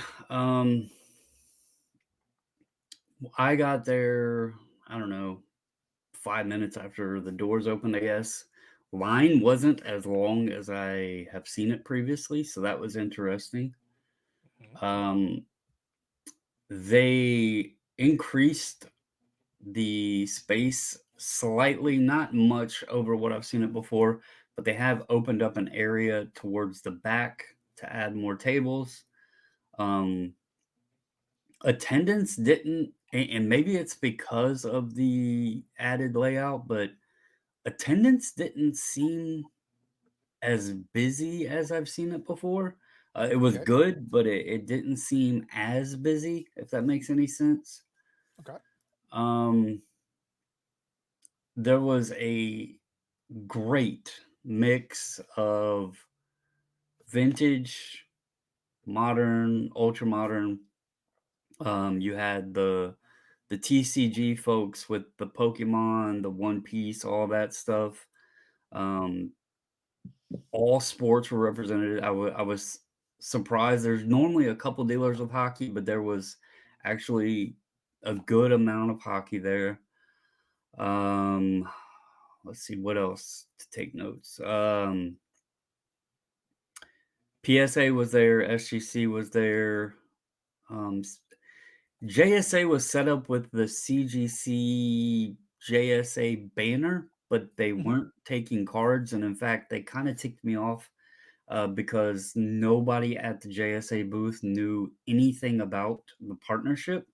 So they didn't even know like cost or process or anything like that on submitting cards. So I actually told them, I was like, this is crazy. Y'all are advertising the partnership, but you ask a question and y'all don't know anything. That's pretty, It's not good business. pretty concerning. But anyway, I did buy a few things, but I will say, looking at some of the stuff, there was some heavy questions. Like we talk about like comps and prices, dealer prices, and that sort of thing. Sometimes it's just a little more. It's not too extreme. But I kind of like shared that one, the Stone Cold Steve Austin. I thought it was a really cool card. I'm not big into the wrestling, but I thought that card was cool because of the image on it, where he was doing the Stone Cold Stunner on the Undertaker. I just thought that was a really cool image. But the price, I don't know that market. And I was like, man, is his stuff really that expensive? So I just happened to pop it up on Terapeak, and one popped up relatively easy to find. That was $301 is what it sold for. And the dealer had the sticker at $670. And I was like, huh, that's a bit far off. There was another dealer, and this isn't the pump, but I always forget that I don't own a Jason Robertson canvas Young Gun. And I always forget to look at them at the shows. And no, this is really not a pump. But I found one dealer that had one, and I asked him, I was like, what do you got on it? And he said $45. He's like, I don't even know what it's at right now, but I know he was the darling there for a bit. And I'm like, that's a $20 card. It was those kind of instances where it was like, what the hell? Like, you're not even 10% above, 20%. You're not like last month, last 3 months price. You're like over 2x. Like, Yeah. where in the hell are y'all getting this from? Can And I I ask a will question? Can I say, ask a question related to that? Just a mhm. question related to that. So if you saw something like that, first, did you challenge any of those dealers? And if so, what kind of response did you get? So the dealer with the Stone Cold, he actually, and I was going to bring this up next, but Sure. I kind of joked with him because it was two guys there. One was an older guy, I guess, kind of helping the other guy who actually owned the cards. Okay. And he like took the Stone Cold out and everything, and I looked at it and stuff, and I just kind of jokingly threw it out there because I wanted to see what they would say. I said, "What is your make me take this home price? You know, what not what's your best, but what kind of price will you tell me to make me want to take this home?" Because I was curious. Like, I didn't tell him what I seen. I just wanted to see what number they threw out.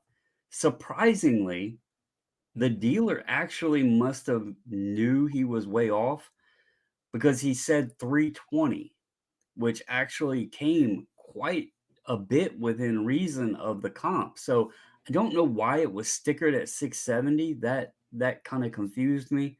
That's just bad. Um, That's I ridiculous. think it. I actually think I'll be honest. My theory, strictly a theory. I didn't talk to the dealer, didn't see the dealer, but I think he was trying to catch someone who didn't know. it might have And been he because looked a it up. lot of people looked at it. Like there was two Yeah. other people that looked at it while I was standing there, so it was catching eyes.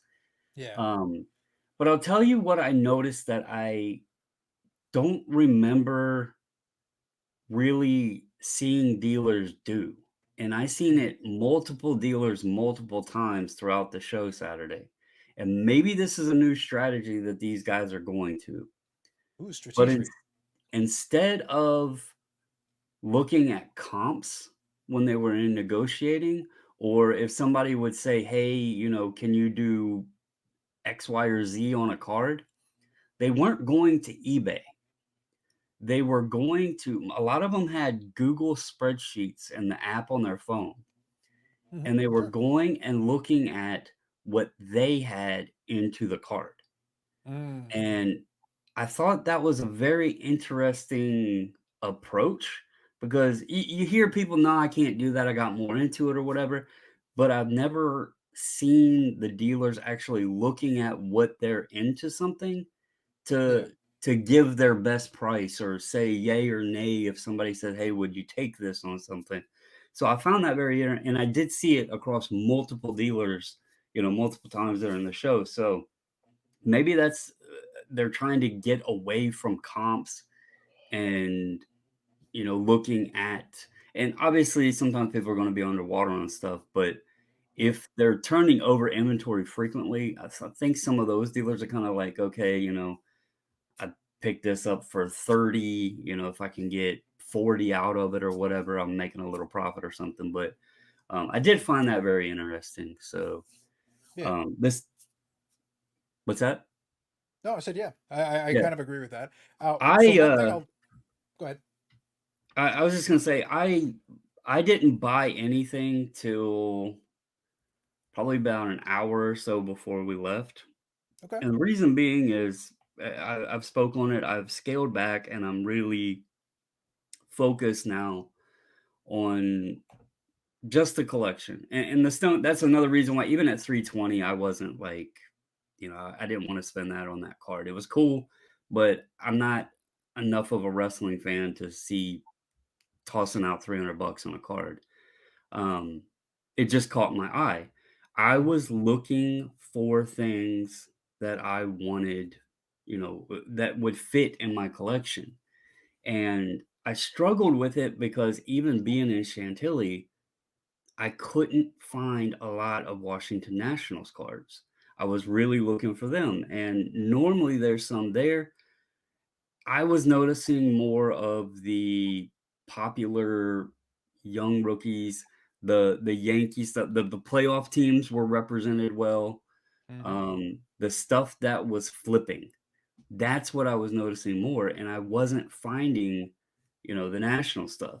And so I was struggling and I didn't want to just swerve every which way. I stayed focused, which I was proud of myself for doing.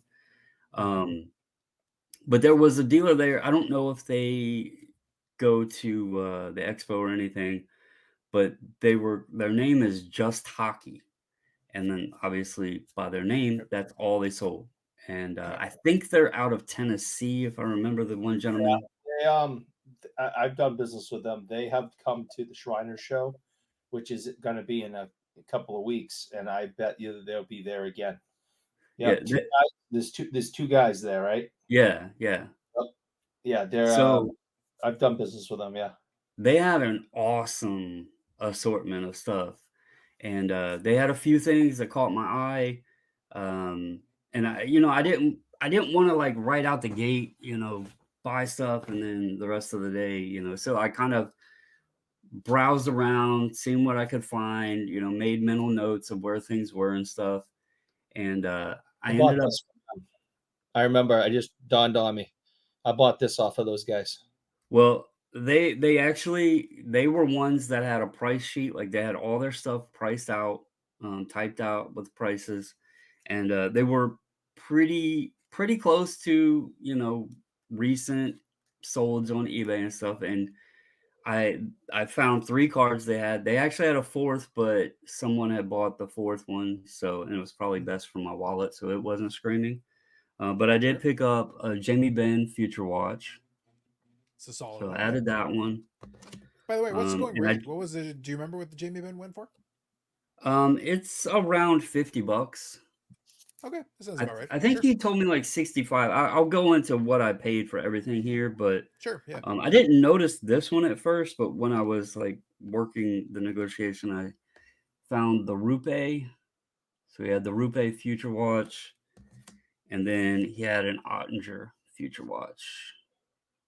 Yeah, the Ottinger's a good one. That's one that I've got a little Ottinger collection. I've tried trying to go too deep into it, but I've tried to pick up a couple here and there. So I wouldn't mind getting an Ottinger Future Watch to go along with. I've got one of the cup autographs and something. I don't have the RPA, but I've got a limited cup autograph.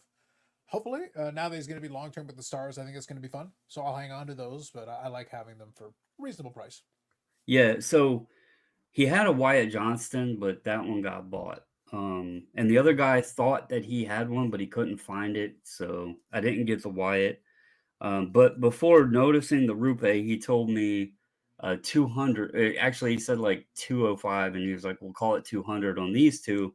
And then I noticed the Rupe. So where I was at on them, I was looking at recent solds and stuff. I didn't really know what they were worth, but I went on, did some browsing. And with the Rupe, I asked if they would do 225. And I had it something like, I think 125 or 135 on Ottinger. And then, I think Ben was like 50 and Rupe somewhere 30 or 40 or something like that is what I had it broken into. And he was like, how about let me win here and give me an extra $5 and call it 230. And, he was at like 260 or something like that in his numbers initially. So I was more than happy of doing that. Your way of looking at it with 6 cards, I basically looked at it as I got 3 for, about $80 a piece, give or take, Yeah. And then there was another dealer there that I talk to all the time when I go there. And I was sitting there browsing through a box of slabs he had, and just picked up a Venom and a Carnage of the Marvel the 94 Masterpieces silver hollow foils. And I noticed they were both PSA 7s.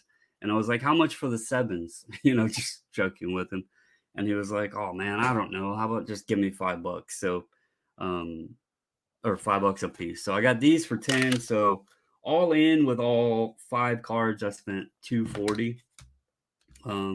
But I stuck to things that are what I'm wanting to stick with, It wasn't my brain going everywhere, just buying stuff because it was there in front of me.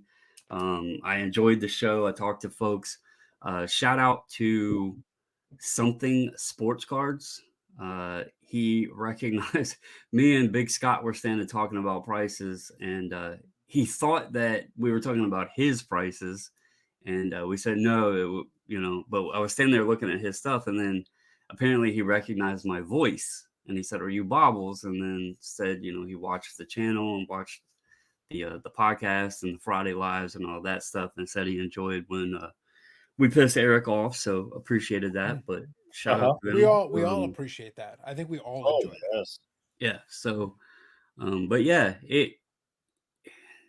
the vibe was kind of, I guess, chill. If I had to put it, again, it wasn't extremely busy. There was a good mix of stuff. There was kids. There was kids there. I'll tell you, man, a lot of them were into the Pokemon and stuff like that. But there were some that were like, I seen this one kid, he was like, "How much for that Steph Curry?" And the guy was like $2,000. And I'm like, holy shit. And then there was another one asking about, like, this one surprised me, but he was asking about an Anthony Richardson Gold Prism auto. And I was just like, maybe the kid's just a fan of Richardson. I don't know. But anyway, it was interesting to see. There was it wasn't large, but there was a female crowd there. There was a lot of Caitlin Clark stuff. Obviously, her stuff's hot. There was some female attendees, buying up Caitlin Clark and stuff like that. So it was a good mix. It was really a good mix. Again, I said it earlier, but the attendance didn't feel as high, but overall the show, I think, was pretty decent. Dealers, I didn't go Friday, like I said, but they were saying that Saturday was better. They were doing better on Saturday than they did on Friday. They also were saying that they were ready to get the hell out of there, which was interesting. They were ready to go. And a little quirky tidbit that I'm going to toss in regarding grading. I found it very interesting, and it shouldn't have shocked me. But for those wondering about the PSA and SGC thing and everything, because we've eclipsed a year now since the purchase and all that. So both were at the show, and I found it interesting. It was almost like they shared a space because their booths were actually right next to each other, and the center curtain was pretty much like one curtain. So it was almost like maybe collectors bought the spot and they just split it in half. And, PSA was on the left and SGC was on the right. I will say there was people at both booths, even with them right next to each other. So, that was interesting to see, but I didn't expect them with both being there to like almost be in a shared space. It was like, maybe that's the approach. But like, hey, we know people are enjoying both companies, and save us money, buy one booth, split it, and reap the benefits of having both companies. So, but that was interesting. Yeah, I think it's smart because, like, to your point, if you can get a good rate on having the larger booth and kind of break it up into two pieces, and you give then the audience knows where they need to go. They want to submit to SGC, it's right there. You want a PSA instead, it's right there. You want both, it's right there. It Yep. makes it nice and easy, and you're sending the traffic because some people are going to send to both. Because there may be stuff that are like, oh, I've got some of this vintage here. Maybe I want to send these cards. Boom, the SGC. And these other ones are ultra modern that maybe make more sense or whatever. Go drop it off at PSA and one stop shopping. You're pretty much in one space and you can kind of get all your business taken care of. Yeah, Not a and terrible idea. I will say with the setup like it was, because they were actually right next to the exit door. So they had the foot traffic, as people were going out, and it was SGC normally set up in the same spot every time they would set up. So now they're in a different area, but also it was a smaller space for SGC. So, like I said, it might have been a situation where we can get both of them in there, cut costs. Y'all can take submissions in this area, and we'll just save money and put you together. So, but yeah, it was interesting to see. Nice, nice. Appreciate the report on that. I did want to give a quick story though, since you brought up the those Marvel masterpiece cards at the end, the '94 set. So when you showed those earlier before we started recording, I was kind of laughing internally because I remember that set very well, the Marvel masterpieces. I've never been a Marvel guy. That's not my deal. Although I had some comics as a kid and stuff like that. My younger brother, though, he's very much the comic guy. And he collected some Marvel cards in the 90s. And those Marvel Masterpiece cards, they actually made it into the dollar store because folks forget. Because after the fact, once the boom happened, all of a sudden all these cards started being good money. But they were at the dollar store. You literally could go to the dollar store and get packs of 1994 Marvel Masterpieces. Same thing that came out of. Well, and we always talked about, the CT scanners and all that. Well, in this case, it's all single packs, whatever, back then. My younger brother, though, developed a sense, let's say. The way I'll explain is developed a sense where he could literally grab the packs and within about half a second, like he wouldn't be sitting there squeezing or bending the packs or doing anything crazy, but within a couple of seconds, he'd grab it, he'd grab this pack, grab this pack, grab a stack of these packs out of this gigantic stack. And then when you get home, open it up, insert, insert, insert, insert, insert. He figured out exactly how to know which ones had the inserts in them. So he had like a complete set of the ones that you got there and a bunch of the other inserts that were available in Marvel. But they're beautiful cards, though. I remember them specifically because they're beautiful cards, great art on them, great comic art. But he figured out so he was able to build up a whole stack of them. But again, it was coming out of the dollar store, so no one gave a crap. And he wasn't, like I said, he wasn't sitting there weighing the packs. People figured out this stuff years ago. A lot of these products. If you knew what you were doing with it, and it wasn't even like, the thickness of it. No, there were no jersey cards. There were no autograph cards. But he could get pack after pack after pack, insert, insert, insert, insert, insert. Okay. Yeah. Okay. There was a kid, one thing that I don't ever like, I don't appreciate it if it happens at shows, but I will not interject or interfere with a dealer's deal. That's not my courtesy. place. Yeah, it's courtesy. Yeah. And but I did feel sorry because there was, I guess he was probably, I don't know, mid-20s maybe. But this one hockey dealer had some packs, and the kid asked him, he knew about the different packs, and he was like, "Are these retail or hobby or whatever?" And the guy was like, "No, they're retail. They're out of blasters." And it was like 3 single packs, and I think he paid like 20. I think he said, "If I buy all 3, would you do 25 or something like that?" And I was sitting there thinking, "Man, kid, good luck, because them blasters, like, when the young gun's out or whatever. You can kind of tell if you get a young gun in the first pack, there's a chance at it another one later in it. But if you don't in the first pack, normally you're only getting one." So my thought was like, damn, he just got some base packs and spent big money on it, for retail packs, of course. But anyway, I didn't want to like jump in there and be like, "Hey dude, I wouldn't touch that." I just listened and was like, ooh. Yeah, the retail packs back in the day, the retail packs, you were more than likely not going to get anything crazy. Like it was, the odds were so stacked so far against you. I remember the best thing I pulled from a retail pack. That was back in the Pacific days, and I did pull a Kramer's Choice. I want to say from 99 2000 Pacific, I pulled a Kramer's Choice of Peter Forsberg. Fantastic. Hey, especially for retail pack. For retail pack, the odds were very against me. Forsberg, obviously, great pull. Talk about late 90s. That was a good one. So that was my biggest pull out of retail ever, easily. And it was good, especially at that time. Great card. And I was able to make a little bit of money on that one, which was awesome. But yeah, most of the time you open retail, you're getting base. you're not getting crap. I think it's cute that you collect Peter Forsberg cards while I collect Peter Forsbergs.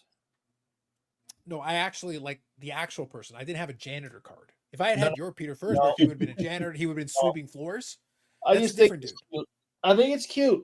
I'm just think it's cute that you did that. That's great. And next time I talk to him, I'll let him know. I'll also I think the first time you meet him, you should let him know. For the first time. Someday you'll meet him. I want to just mention these because since you talked about them a little bit, yeah. A couple things. First of all, I'm not a big Marvel person either. I like a couple characters, and to be honest, the reason I like them is because I like the movies, and I'm not a huge movie buff person, but I thought the movies are cool. I thought the characters look cool, and Venom, Carnage, and then I like Deadpool. He's a smart ass, humorous comedy, whatever. The Deadpool movies I liked. I thought they did a good job with the Deadpool movies. Yeah, so those are like I'll buy the cards of like Venom, Carnage, Deadpool. And somebody might say, "Well, why did you spend money on a PSA 7? They're not expensive cards anyway. Why did you buy a 7?" Well, the answer to that is simple, okay? The guy said $5 a piece. He had raw copies for more. I just liked the cards. I got the card in a holder already for less than the raw card. And that's kind of the approach, you know. I'm not worrying about everything being a gem mint pristine copy of my collection. In fact, the guy had a couple Jamie Benns and he was like, you know, I'll let you take your pick. And to be honest with you, I didn't notice it till I was putting it in a sleeve because I didn't really look at the corners and all that. I wasn't really too worried about all of that. But I noticed this one has a nicked corner. I picked this out of 3 of them. And the reason I picked it is because I felt it had the strongest autograph on it. It was bold and clean. But yeah, like I'm just in that different phase right now where it's literally just more about the pieces and the cards themselves than being pristine and fancy and all that. You know, I showed you all the card. Well, I don't know if Eric's seen that. I showed you the Tyler Sagan that was in a CGC pristine. The only reason I bought that is because it was like the only one on eBay or on ComC, and it was already in the holder. So it was like, oh, okay, you know. And I know those are kind of somewhat difficult to grade. So, but did I? If there was a 9 that was like cheaper, I'd have bought it. You know. So anyway, I just wanted to explain if somebody's like, why in the hell is he buying 7s? That's why. Buy the card, not the grade. Yeah, I was like $5. Okay, it's already in the holder. Cool. Damn. Yeah. That's Yeah. Well, that's one of those situations though where you take advantage of the fact that because it didn't grade out at the condition the person might have wanted, then if they're going to discount it that heavily and you just want the card, that's perfect. Yep. It's a win-win. It's a win-win. And for $5, I'm not going to quibble that hard. Yeah, the Carnage actually, I know why I got the 7. The defect is on the back anyway, so it doesn't even affect the front of the card. So yeah, doesn't affect the eye appeal. So those are good looking cards. I think they were fun cards for the time. It was just funny during the boom. There was the run up on all those Marvel cards, the PMGs and everything. And one of my buddies that I've talked about before had a lot of those PMGs. Now he didn't sell at the absolute apex of the market. He made a couple bucks on those. He didn't lose money on those because he realized, wait a minute, you want to pay that much for them? I like the card, but yeah, okay, for what you guys are paying for these, okay.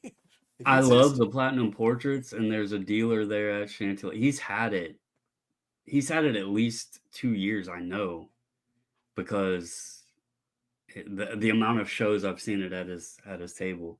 But he has a platinum portraits PSA 10 Venom, and every time I see that card, I'm like, that's cool as shit because I like the card, I like the platinum portraits and everything.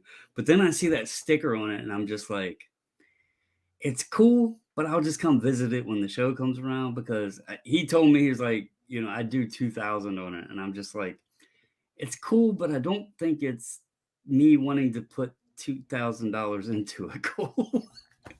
So it's one of those things that goes back to like what you were talking about earlier with the you know, the $1,000 buy or whatever. It's not that I wouldn't pay that on the card. It's just it would have to be something that I really felt constituted that. And although I like that Venom, I'm not paying that.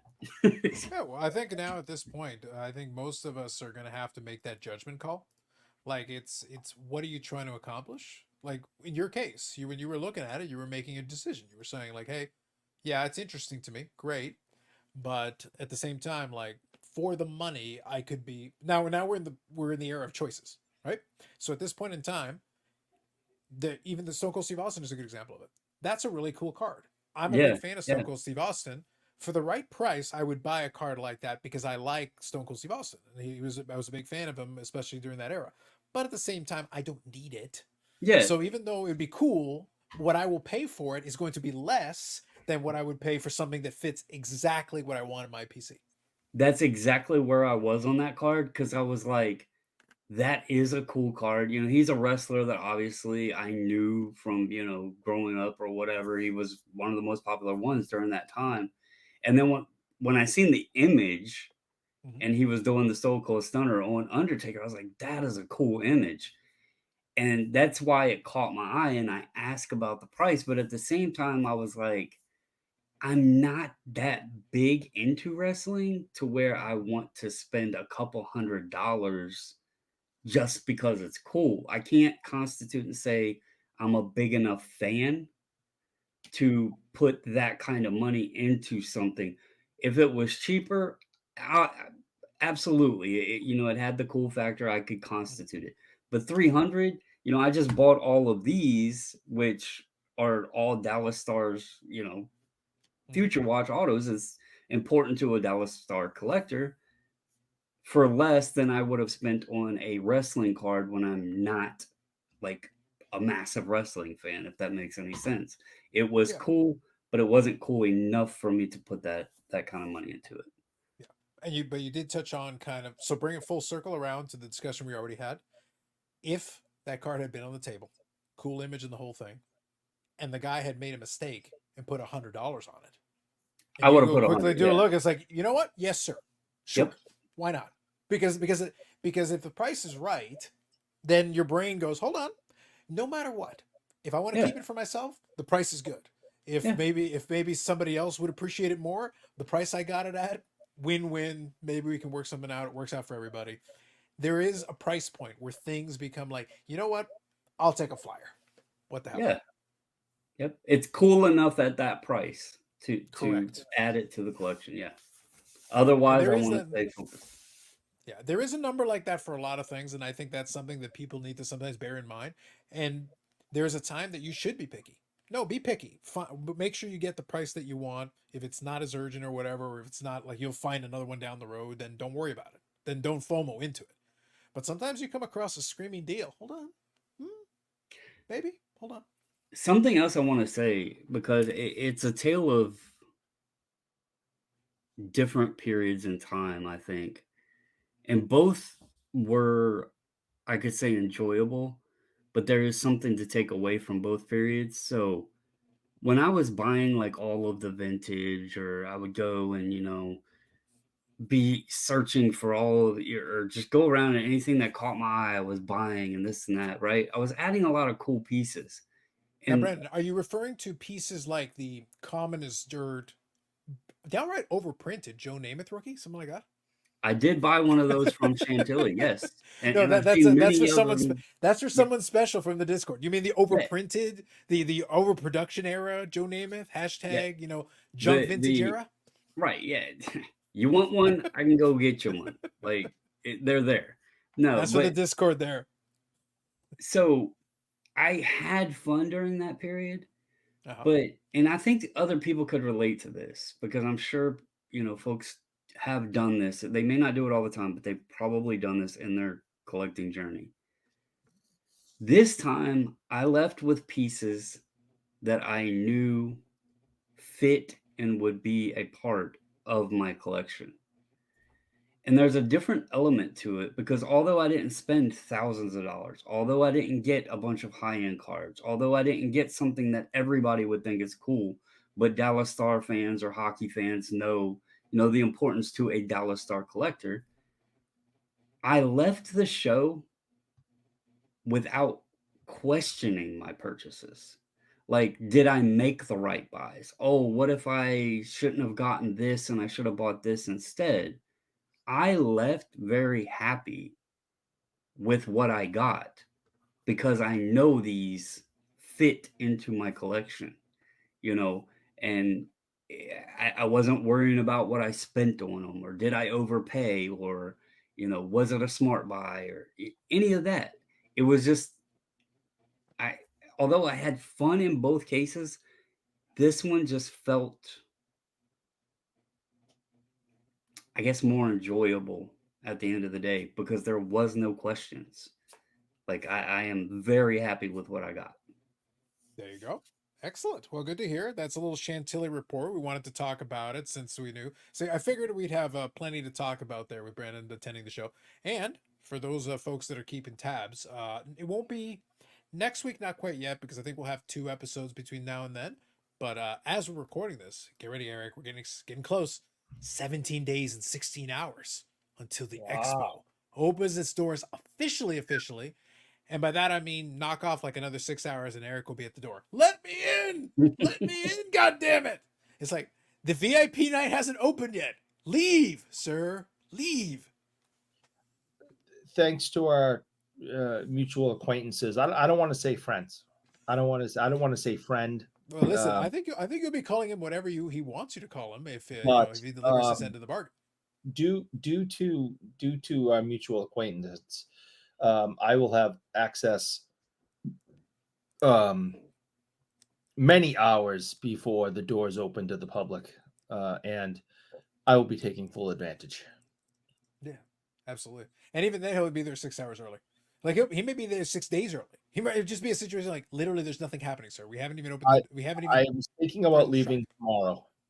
Yeah, that's probably true. We may end up doing the live stream, the Friday live stream. Eric may already be outside the International Center, or as Brandon refers to it, the Toronto Expo Center, or whatever he. That's an inside joke that we may explain at some point because it was wonderful. Yeah. It was splendid. It really was. It was great. Little did you guys know there was another Expo Center. We all didn't even know about it. It was very exciting. Very exciting. So anyway, all right. And, so I think the that's good. hotels around there are very expensive. Very expensive. Very expensive, without a doubt. No question. So there you go. All right. So I think that's good. I think we'll call that an episode. So next week, like I said, will be 100th episode, the Spooktacular. Be very exciting. We'll have the Friday live stream as normal. If you get a chance, I'll include a link in the description. Check out the video that I did on the Bill Mastro interview from Big Brian Gray. So I did do a little breakdown on it. So I went through it so you didn't have to. If you want to get the shorter version of it, I do cover the salient points I think you may be interested in if you haven't already seen it. So I'll include a link to that for you if you want to check it out. First regular video I made in a while, but I will not hesitate. If something else catches my eye, I will make some more videos talking about some stuff. But yeah, for the most part, we've had. So thank you everybody for the participation. Feel free to leave comments if you got comments or questions coming up here. In the next couple of episodes, whatever episode comes, we'll probably have an episode the week of the expo. So if we have an episode the week of the expo, we'll be able to talk about it then, and that'll be like our pre. And then there'll be a live stream, of course, before the expo as well. We'll definitely talk about it at length with the Burrell and the Garage of Knowledge and the whole 9 yards. So we'll definitely talk about that.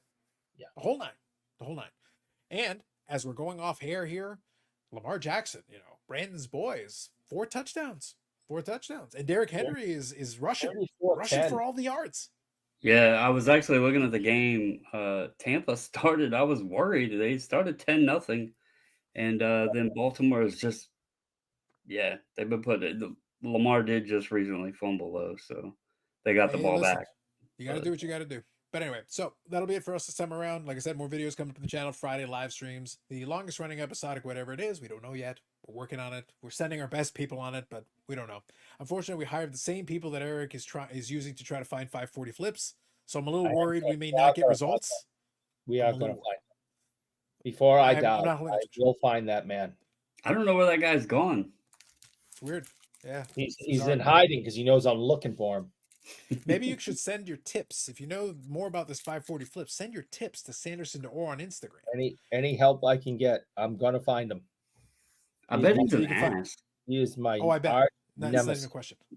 And then you can find Brandon at Baubles and Ball Cards. He did have the SGC submissions recently. So there was a video this past weekend where I think it was the submission video, right? Yeah, it was a preview. Yeah, so then we got the preview, and then there'll be, of course, the results forthcoming when SGC brings those back in a little bit. So you can check that out on Baubles and Ball Cards. So that'll be it for this time around. We'll catch you in the next one.